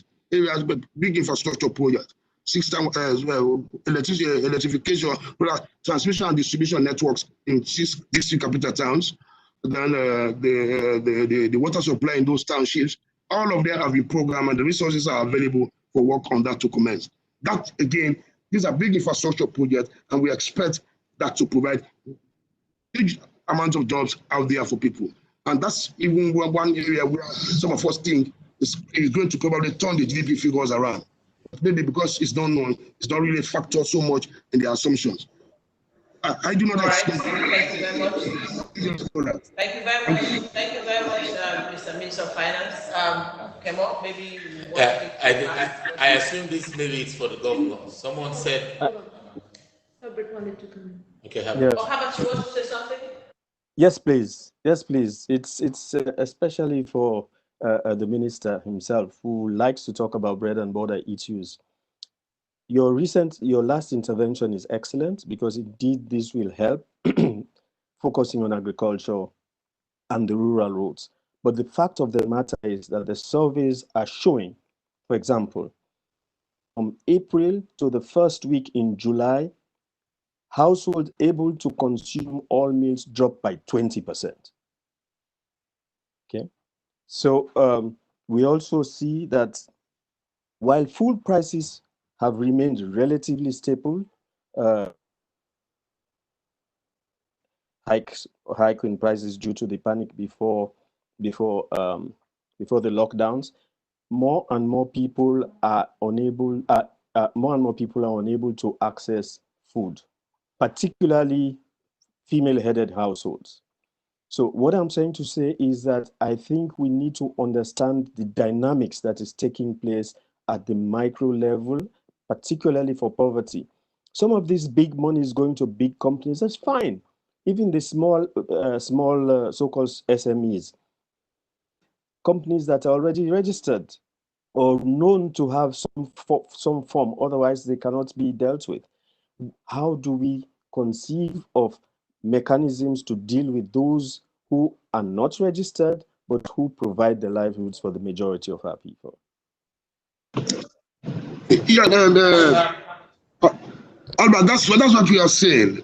First, in the first instance, even a special facility rolled out by the bank has an indirect impact on the poor, because it makes commodities available. And when there's an increased supply, that depresses the price a little bit. But if that facility of the central bank was not available, the tendency for this shortage would have been there, and there's going to be tendency for increase in prices, and therefore affecting the livelihood issue. But on a more specific issue, I've said we are far in advance in establishing a national microfinance program that is going to give financial services, particularly capital for business startup, and mostly for people who are already to expand on their existing businesses. That's very direct. We've got in the supplementary budget, 50 billion is allocated for that. Then we expect to get some additional resources from the Family Development Bank, and we still try to leverage additional resources elsewhere. So we're just taking our time to make sure that it's depoliticized, it is sustainable, and it's conformed to best practice. But really, we are very sure it's the scheme as we see it, as being designed now, we are sure it's going to work. Mr. Minister, so in wrapping up, Mr. May I? Hello, go Governor, maybe this one will be added to your parting shot, but let me just ask this question quickly, and then you can add on to what the minister said once we wrap up the discussion. Now, what policies should governments prioritize, as relates to attaining strong economic recovery post-COVID-19? What are the policies that government should prioritize? So I'll start with you, Governor. So you have 1 minute because we're almost we're wrapping up now, and time is really not on our side. So, Governor, I'll start with you. So maybe you can add on to what the minister said and then answer this question quickly. Quickly, I'll just add to what the minister said before I get to your question. The bank realized that a lot of market women and this that were taking microfinance loans, and because of COVID, they are not able to make these payments. The bank did get in touch with the microfinance institutions to urge them to suspend interest payments for 3 months. And the bank is now working with the microfinance institutions to find a way to cover their own losses if this thing extends to a long period. So that's one way the bread and butter issues are being addressed, at least from the viewpoint of the bank. Your question was, again, what do we do? The question says, what policies should government prioritize in relation to attaining strong economic recovery post-COVID-19? Well, post-COVID-19, we have to do exactly what we have been doing, trying to keep inflation down so that we create an environment, an investment environment for businesses to plan better in the future. COVID-19 has shown us that we need to invest more in agriculture. And your next topic on investing in girls and this, that, very good topics that we need to think about. As government is running its budget deficits because of this COVID-19, we are realizing that the savings gap is shrinking. What we need to do to stop that for moderate and medium-term economic growth will be have those investments that government is making in people, which is what they are doing now, so that in the long run, the impact on the current account balance is going to be relatively small, and therefore the impact on the exchange rate and others will be low, so that there will be a stable macroeconomic environment for businesses to grow. Okay. Quickly, what's your take on the last question? We want to hear from you. Aaron, you're on mute. Yeah, I would say in terms of policy, what the government should really plan to do for a strong recovery is to really focus on what it's going to take to have a more diversified economy in the recovery process. And first of all, to tackle key structural issues to spur growth, including ensuring that there's adequate and competitively priced electricity, ensuring that there's adequate legal and regulatory framework for the mining sector, that there's access to land, especially for women and youth, and improve access to credit. And more broadly, to improve the general business environment, not just for domestic investment, but also for foreign investment. Importantly, too, the government should begin to focus even from now on what it needs to do to ensure that there is more domestic resource mobilization, because they will need the fiscal space for investment in human capital and physical capital to help make sure that they can crowd in the private sector for much broader investment base going forward. Thank you. Yeah, I couldn't agree with Errol more. Government must prioritize the underlying issues. I fully agree with the governor who said in the beginning that we were experiencing stagflation. That is closer to the truth. To think that we were in a boom, I don't understand. And most of the services, most of the sectors except services were showing decline. So we need to deal with those underlying issues. The other point is money is not the solution to everything. Like I said, we cannot throw money and expect the problem to be solved. Governor, you said you're giving loans to small and medium businesses. Actually, The poorer 25% of the population are not taking loans from banks. They're taking loans from relatives and from informal sources. So if we don't understand that, we are going to be missing the poorest part of the population. And this is consistent with what is being seen in some of the other countries. And then lastly, I really want to urge the minister to consider revisiting, adjusting the QAP in the light of the evidence that is emerging. It's not Mr. Minister? Yeah, I mean, as a government, it's the QAP we are using toward the end of the year. Whatever new information we have, we are going to do the 2021 budget. That can inform the 2021 budget. But so the question of adjusting is really not there. It's going to inform the 2021 budget. Remember, the QAP is just like a bridge to recovery for us. We got it in February, we roll it out for resource mobilization, and we see it working. So we're going to use it as a bridge to recovery. So new information emerging from surveys and other things, we're going to, in the next 2 months, we're going to start the preparation for the 2021 budget. Very much. I don't know, do you want to add on to what the minister just mentioned? Well, yes, just to agree more, that we'll continue to focus on the macro economy itself, showing up our revenue efforts, but also having a proper handle on the risks that are associated with the size of the debt that we have, that is actually suffocating the space and on the expenditure side. So that's crucial. But as we move forward, I think we must diversify the economy itself. We must try and ensure that the mining sector that is still in lull is reactivated somewhat. That could shore up, and plus also other sectors in the economy that I think need to act.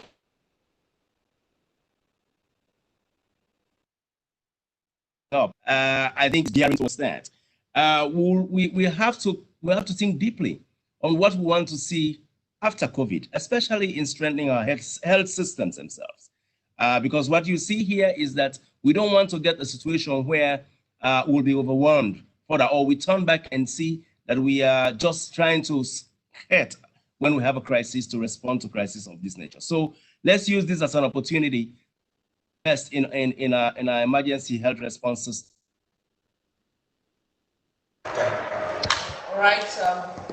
Thank you, panelists. I just want to thank you very much. This was really a robust discussion and exciting to have this exchange. So with that, we will now move on to the second panel, and I'll hand back to the minister. Over to you. All right, thank you very much, Gail. Thank you very much, gentlemen, for your time. It's been really insightful, and we appreciate your coming. So on the next panel,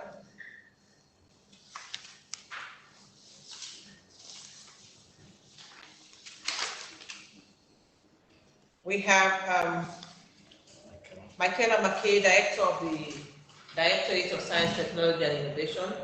Michaela, good afternoon. Thanks for joining in. Good afternoon. We have Marcus from the World Bank. Marcus, good afternoon. Good afternoon. We also have Chairman Bar, Head of Purpose School, Sierra Leone. Mr. Bar, good afternoon. Good afternoon. Thanks for having me. We have Adi? Yeah. Okay. Thank you very much, gentlemen and lady. This time we have a lady in the panel, so that's very nice to know. So this afternoon we shall be discussing pathways to scaling up investment in girls. The COVID-19 crisis is also having a large negative effect on schools and students, with substantial risks for adolescent girls. As in other countries, schools have been closed, leading to likely large losses in learning for students, given the limited ability of the government to implement effective distance learning solutions. There is a substantial risk that some children may never return to school, as was the case when schools were closed during the Ebola epidemic. Adolescent girls are especially at risk because when they are out of school, the risk for them being married or having a child too early are magnified. In turn, child marriage and early childbearing makes it hard for girls to later return to school, leading to a long-lasting negative impact. School closings and the economic impact of the crisis may affect educational attainment and learning outcomes for years, unless public funding for education is protected and mitigation measures are undertaken. A number of policy options are available to governments in sub-Saharan Africa to respond to the COVID-19 crisis. While not all these options should necessarily be considered necessarily, many are relevant.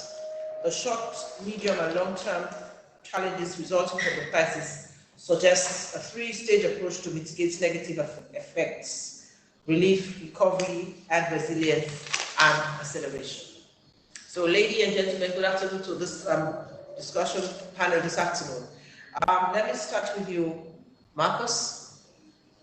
Why should investing in the girl child be a priority for Sierra Leone? Thank you. I mean, I think you partially answered that in your introduction. We heard earlier also from Quentin that when you don't invest in girls, you get early pregnancies, then they drop out of school, and you have lower human capital for them. And then they become women, adult women, and the cycle repeats. And that really has a strong growth impact, because half of your population is going to have lower human capital. So there are two things we can do to tackle this. The first is to increase adult women's earnings, because when I'm a parent and I think about sending my girl to school, I look at what adult women earn as I make that decision. And so if I see women earning a lot of money, then I'm going to invest in my younger girls. So we know there are certain things that actually work. I'll give you an example from Togo. So in Togo, we gave a group of female entrepreneurs regular business training. So what happened? They learned how to keep books, how to do the human resource management, but the profits of their business did not increase. We gave another group of women a psychology-based business training. And so this teaches you things like how to be proactive. So I'm selling fruits and my supplier didn't come today. Do I sweep up the shop and talk to my friends, or do I go out and find another supplier? So those kinds of skills. And for those women, what we saw was 40% higher profits, sustained over 2.5 years. So, and they also changed their identity into stronger entrepreneurs. So it's that kind of thing that will create a pull factor. And also those women are mothers too. So once they're earning more money, it's more expensive to have a kid. So you're going to lower the fertility that way as well. Now, we heard also from Quentin about the second thing we have to do, which is target the girls directly. And here, there's a great example from Sierra Leone, actually. This NGO BRAC had this adolescent girls program. And what Quentin made this point that you need life skills, right? So that the program had life skills. It had a safe space for girls to hang out, but it had that critical third ingredient, which is vocational training for girls. And this program actually happened right before the Ebola crisis, which gives, as we've heard today, it gives us a lot of the same patterns that we're seeing in COVID, the economic contraction, the schools closing. So what happened? What's really cool, I think one really cool result from that was that the girls who were in this program, relative to girls who were not, the girls who were not in the program, we heard about the dropouts. Okay, that definitely happened. There was increased pregnancy. But for the young girls who were in the program, after the schools reopened post-Ebola, they went back to school. And they were also earning money at the same time, because we know about the economic effects of the Ebola crisis. And it was very important that the girls had this combination of going back to school, but also the income generating activities to help pay for the school. So they were doing both at the same time. All right, thank you very much, Marcus. Let me turn over to you, Michaela.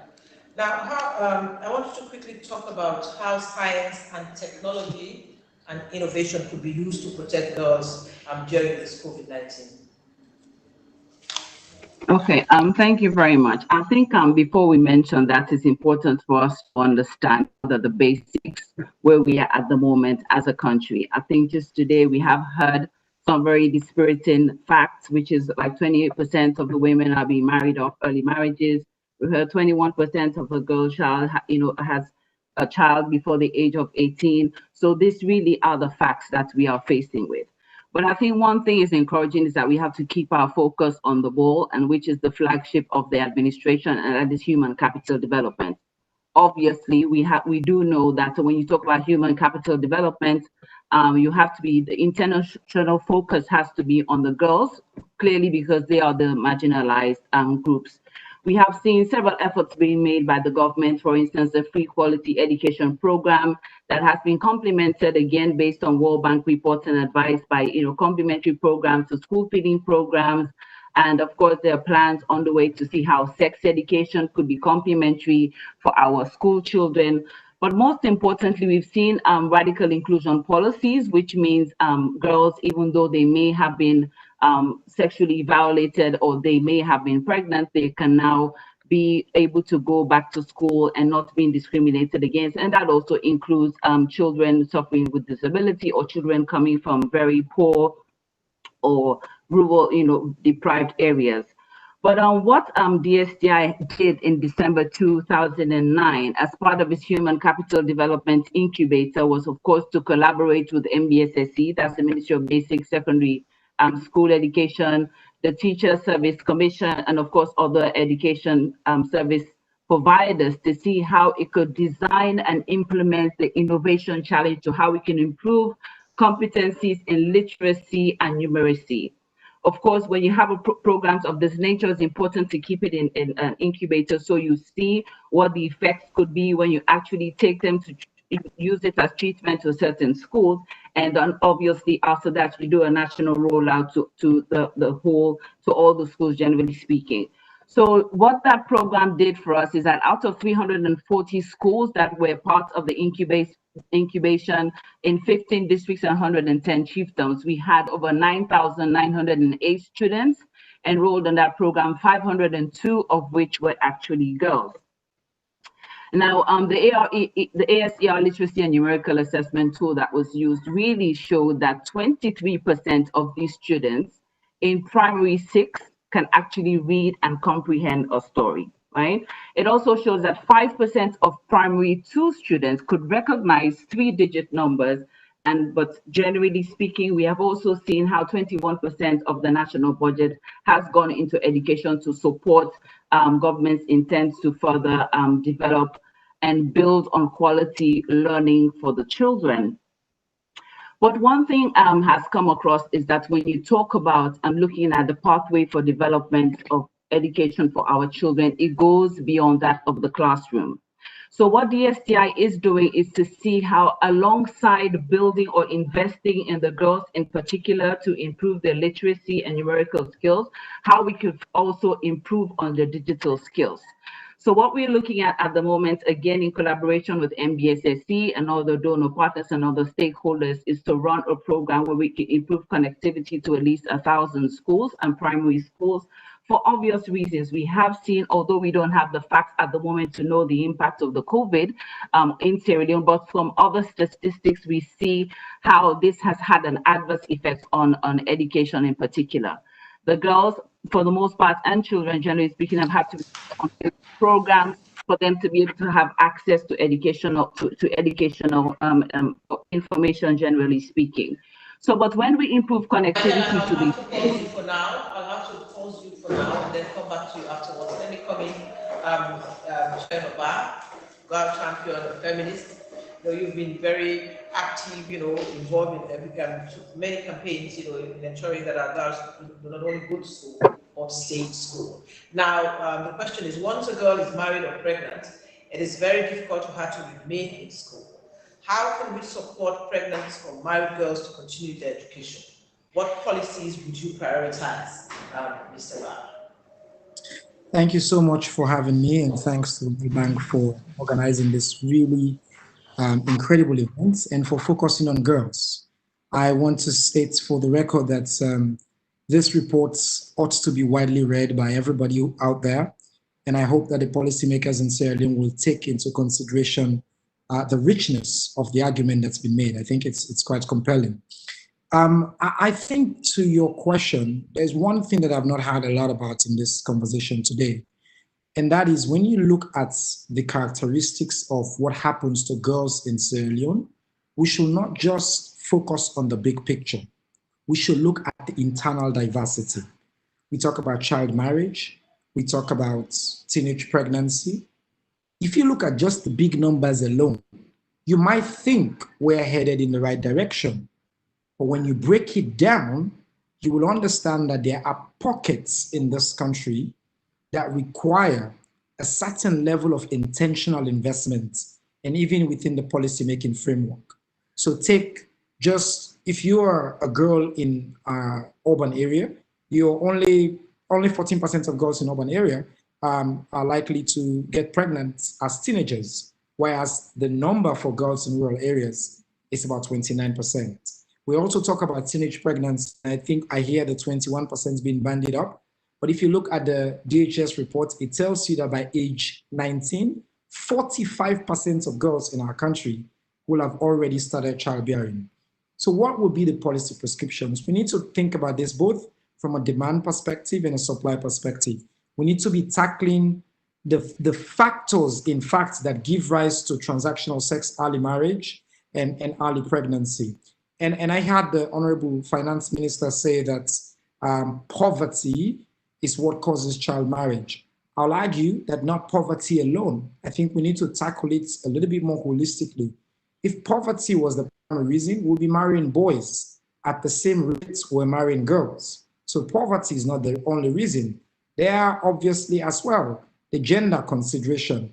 One other important number that I think stands out to me that was actually pretty shocking is if you look at the age of sexual debut in the country, for adolescent girls, by age 18, the number went up from 68% in the last DHS in 2013 to 75% in this 2019 DHS, whereas for boys, the number keeps going down. It's trending downwards for boys, 49% to 43%. So I think what we need is some of the things that the report points out.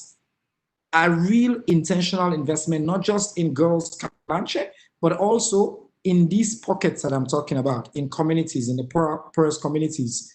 The work that the Ministry of Education that Ms. McKay just mentioned, radical inclusion in education. Obviously, we all celebrate the removal of that unfortunate ban on pregnant girls in school, but we need to go beyond that.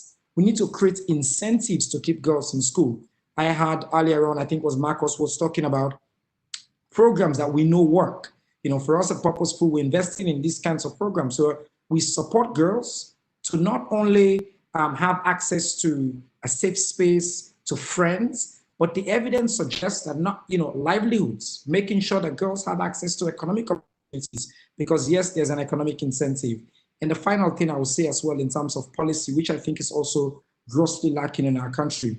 I looked at the last education report, and I think less than 30% of teachers in our school system are female.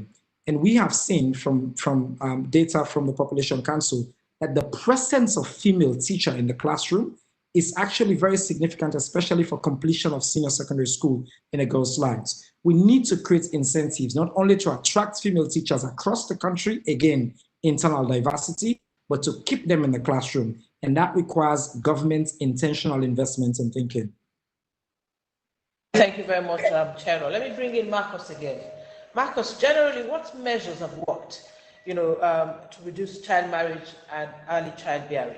What measures do you think have worked in other places as far as these issues are concerned? So earlier I talked about this adolescent girls program, which resonates with a lot with what Cherno was just saying. So I think those kind of programs, we have a proven track record that they work. But education as well is critically important. So let me focus a bit on that for a moment. And as Quentin was saying, it's the secondary school that really, and Cherno also made this point, it's secondary school that really matters. We know globally that every year of secondary education is going to reduce the risk of child marriage by 10 percentage points and early childbearing by 4 percentage points. So with keeping girls in school, we're really going to get those reductions. And so how do we keep girls in school? Cherno talked about one critically important thing, which is helping to reduce the cost. So incentives to help them remain, whether it be a cash transfer, school uniforms, school feeding, all of these have been shown to have positive impacts throughout the continent. Also, when we think about girls in particular, the constraint distance is a big issue for girls because they face more safety risks on the way to school. For example, in Afghanistan, really striking results by making schools closer to girls. And then also the sanitation conditions that girls face in the schools, the access to bathrooms, for example, is really important. And I would also like to join Cherno in celebrating that the government removed this ban on pregnant girls attending school, because it's barriers like that which really help reinforce the problems we see. Let me bring in Michaela again. Now how does technology and digital finance help empower girls with the skills required in this modern era to be more productive? It empowers girls in many ways than one. We have to really look at the global market as we have it at the moment and see the skills that are required to enable girls and women generally to be part of the workforce and to be part of the decision-making process. So at DFCI, we are working with other stakeholders to ensure that girls and kids and women in general have the digital skills that is required to enable them be part of the global market, to enable them be able to compete not only within Sierra Leone, but also beyond. Because earlier in the discussions, we even heard Mr. McLeod made a mention of the African Free Trade Continental Agreement. So obviously we have to be ready for the market that is ahead of us. So we're going to do it, we are actually doing quite a lot of partnership at the moment. We're working with other stakeholders to make sure not only that we have connectivity in the schools, but also outside of the schools. We had Quintin and Marcus mention about safe spaces. So we are looking at seeing how we can have these safe spaces that girls could go not only to tell their story, but to be able to have skills whilst they're within this environment, and skills that build the capacity to be able to be economically empowered and be part of both local and international, or rather regional markets, and be able to strengthen the capacity.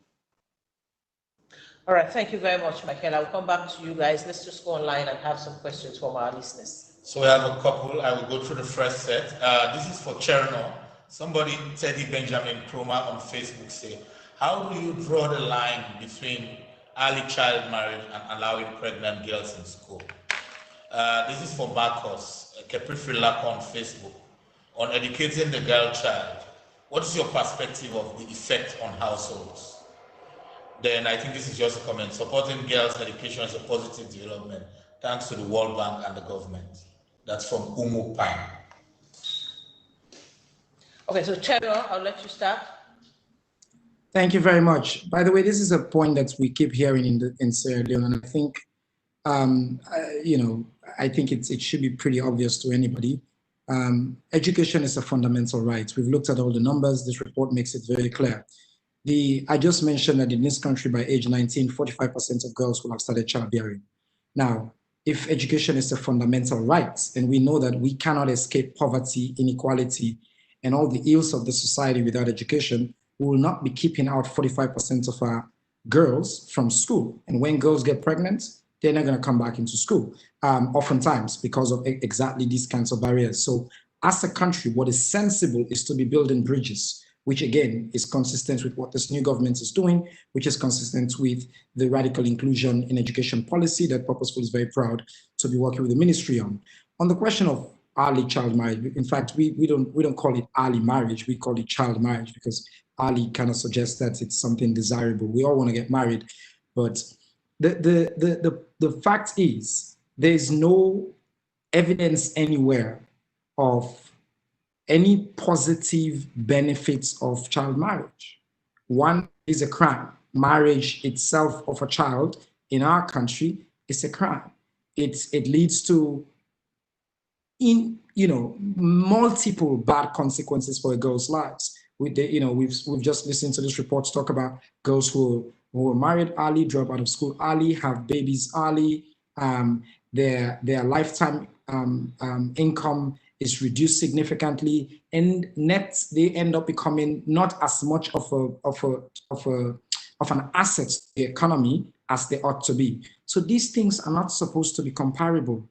The idea that because we allow girls in school when they are pregnant means we justify and encourage the violation of girls' rights, I think does not make sense. I think we need to separate those two things very clearly. Even when girls are married, we want them to stay in school, but that does not mean we condone them being married. I think we need to draw a line between those two things. For you. Marcus? Marcus, I think the question was on educating the girl child. What is your perspective on the effects on the household? The effects of education the girl child on the household. This is from Kepri Frilako. It's for Marcus.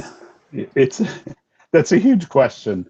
I mean, I think we see households change a lot. I mean, so one thing we've seen from Liberia is that more educated girls are better advocate, particularly when you add a mentoring component, are better able to advocate with their parents to actually stay in school. So you can start to change the household dynamics by just adding some support for the girl as she goes through the schooling process. Then when she becomes an adult, you see better outcomes for her kids. She's going to earn more money. You're often going to see that she has higher agency. And so I think, you start to get, Quentin was painting this picture of this vicious cycle. You could flip over into this virtuous cycle. But one thing I think, just to poke this question, to bring in some of what Michaela was saying, is when we think about education and changing household dynamics and the economic dynamics, let's think about sectoral segregation. So we heard this example that most of the teachers are men, right? And we know this is globally true. I live in the US. We often see men in many sectors of the economy and women concentrated into a smaller set of sectors. So can we use education to change those dynamics? And in Ethiopia, what we found is that those women who break into the male-dominated industries, they make a lot more, they contribute a lot more to the economy, and their husbands, this is coming back to changing the household dynamic, their husbands are quite supportive. So thinking about even getting more ambitious as we tackle this. Thank you very much.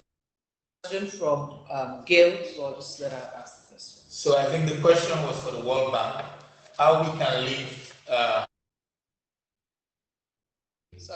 how we can leave child marriage and child pregnancy issues to the World Bank safety nets.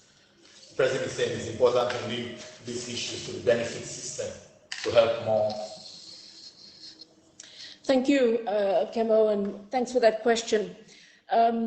So many of the interventions that have been tested are in the form of conditional cash transfers to girls, and sometimes these are in the form of scholarships and other types of cash transfers that can be channeled through the social safety net system because that infrastructure and platform is there and then can be utilized to reach now households where you have girls who are at risk of dropping out. So some targeted interventions targeting the highest risk girls. An intervention is a combination.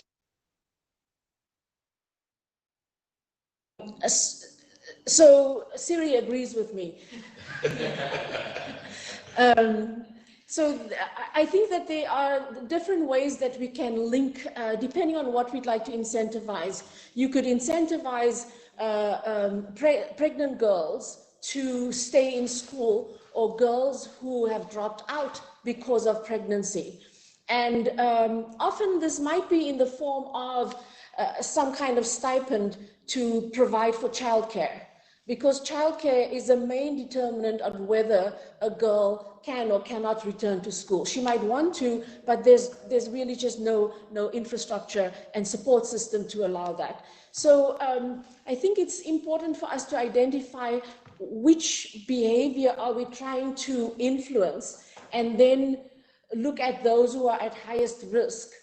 But where the social safety net comes in is coming back to a point that the minister made. Poverty is highly correlated with these school dropout, pregnancy, etc. But it's not the only aspect. But given that the social safety net system is already targeted at the extreme poor households, so that gives you already closer to one aspect of risk. But that's not the only one. And often when these studies do these transfers at a very small scale, and they have strong results, but the scale is small. And so what the social safety net allows you is there's a platform in place that can reach now every district in the country. And I really think this is important as well. Thank you. Thank you very much, Gail. So we go to the final question, and that is for all of you. But I'll start with you, Marcus. What do we need to do differently to achieve a tangible change or tangible changes in improving learning outcomes for girls? Oh, super broad question, but I look, I think Cherno was onto it. Is as we, and I'm going to make a general point in response, as we come out with these interventions, whether it's the cash transfers that Gail was just talking about, or changes in the education supply, I think one thing that we have to do really is to tackle the underlying gender dynamics. And the gender attitudes that are perpetuating this, and that's gonna include involving men, involving fathers, involving potential partners of these girls. We've seen some success with interventions that target the potential partners of the girls at the same time as you're doing these adolescent girls clubs, and so really let's let's go forward, but let's do it in a way that's really going to change the fundamental dynamic.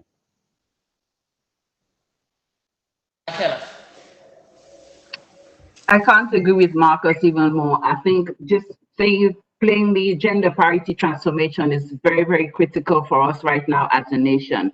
We have to ensure all our laws, a policy, consider gender first policies, because that way we would not go wrong. The girl child and the women that we talk about today would be considered first before we go into implementation of any of our laws and policies. Thank you very much. Chair.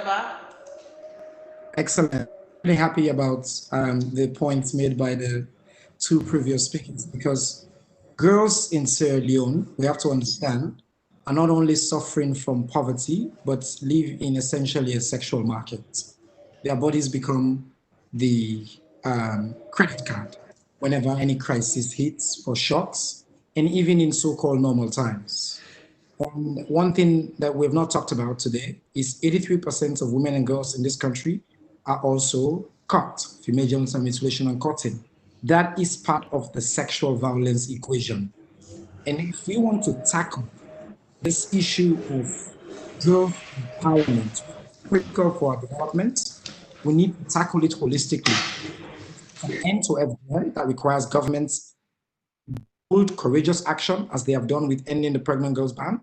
It requires us to do more and better about what we've been doing so far on child marriage, and also really ending this transactional sex culture that basically arms girls with nothing except their body, the way we raise them and tell them about what their value about life, and then create all these loopholes for them to fall through.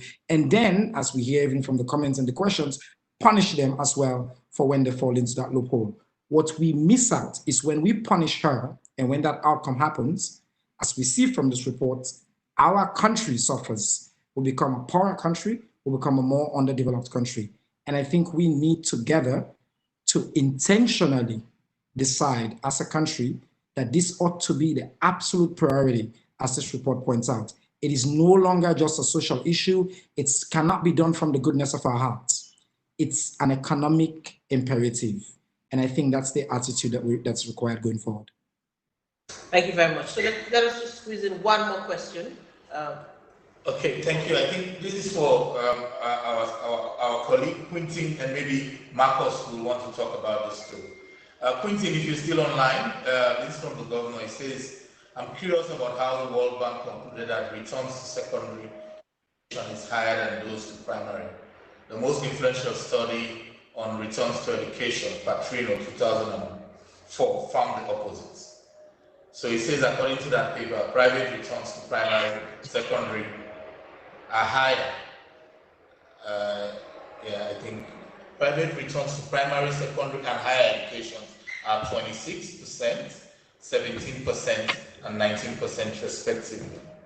The social returns are respectively 18%, 13%, and 10%. Why is Sierra Leone there to say otherwise? So I think essentially saying why is primary, according to the study, returns to secondary education higher than primary. So Quintin and maybe Marcos, you want to take that? So quickly, my understanding is that the old conclusion that the returns to primary were higher than secondary from much older studies, this has changed. And I think there is now a much broader consensus that the returns are actually much higher at the secondary level. And it makes sense. And those things, by the way, are not static in time.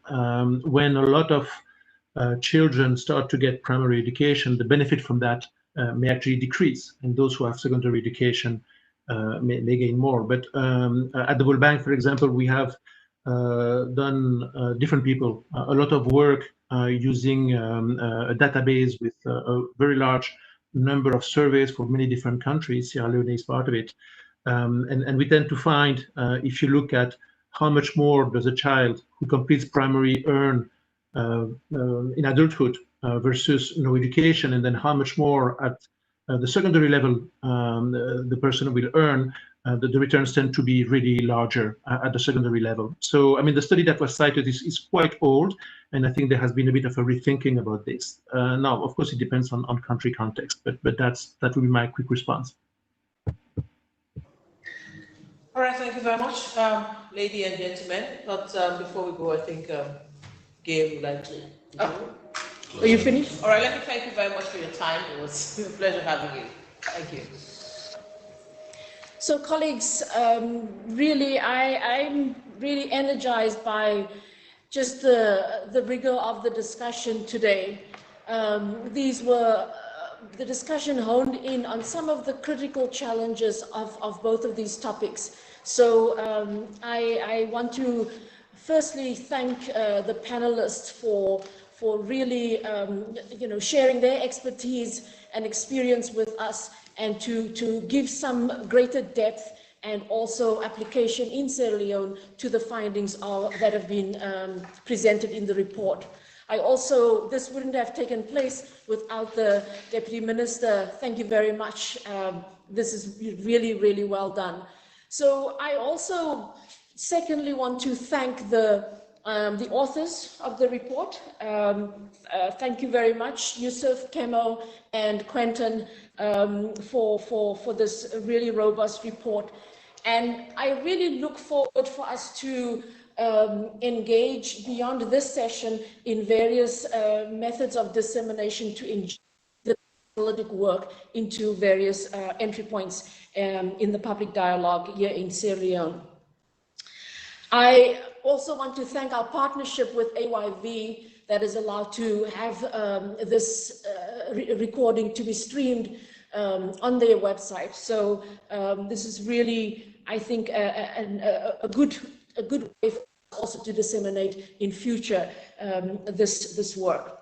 Let me conclude by thanking the Minister of Finance for his presentation, the keynote address. And we appreciate his time is tight, But really, thanks for making the time. Your perspective and how you see it is slightly different from where everybody else sits. So, and especially having come through the supplemental budget process, I think we were also able to benefit from the insights from that process. So finally, I'd like to mention earlier this year, about February, the World Bank in the Africa region hosted a blog competition amongst African youth, asking the question, what will it take to end child marriage in your country? And we did that in Sierra Leone as well.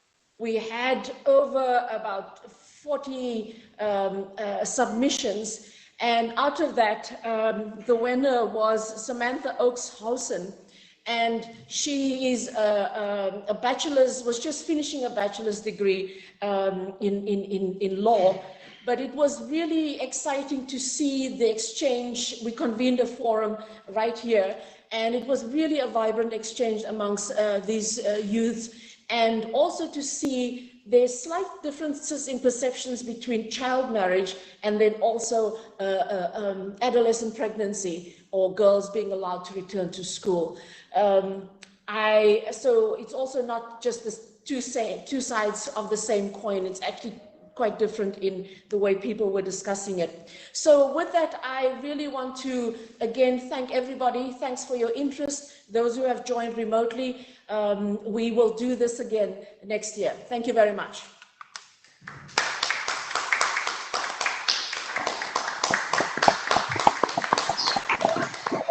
In this context, Canada agrees that holding a virtual meeting is the sensible and appropriate thing to do, provided, as we no doubt will see happen, that the system for voting can be tested and shown to be robust and secure in order to uphold the integrity of the election process.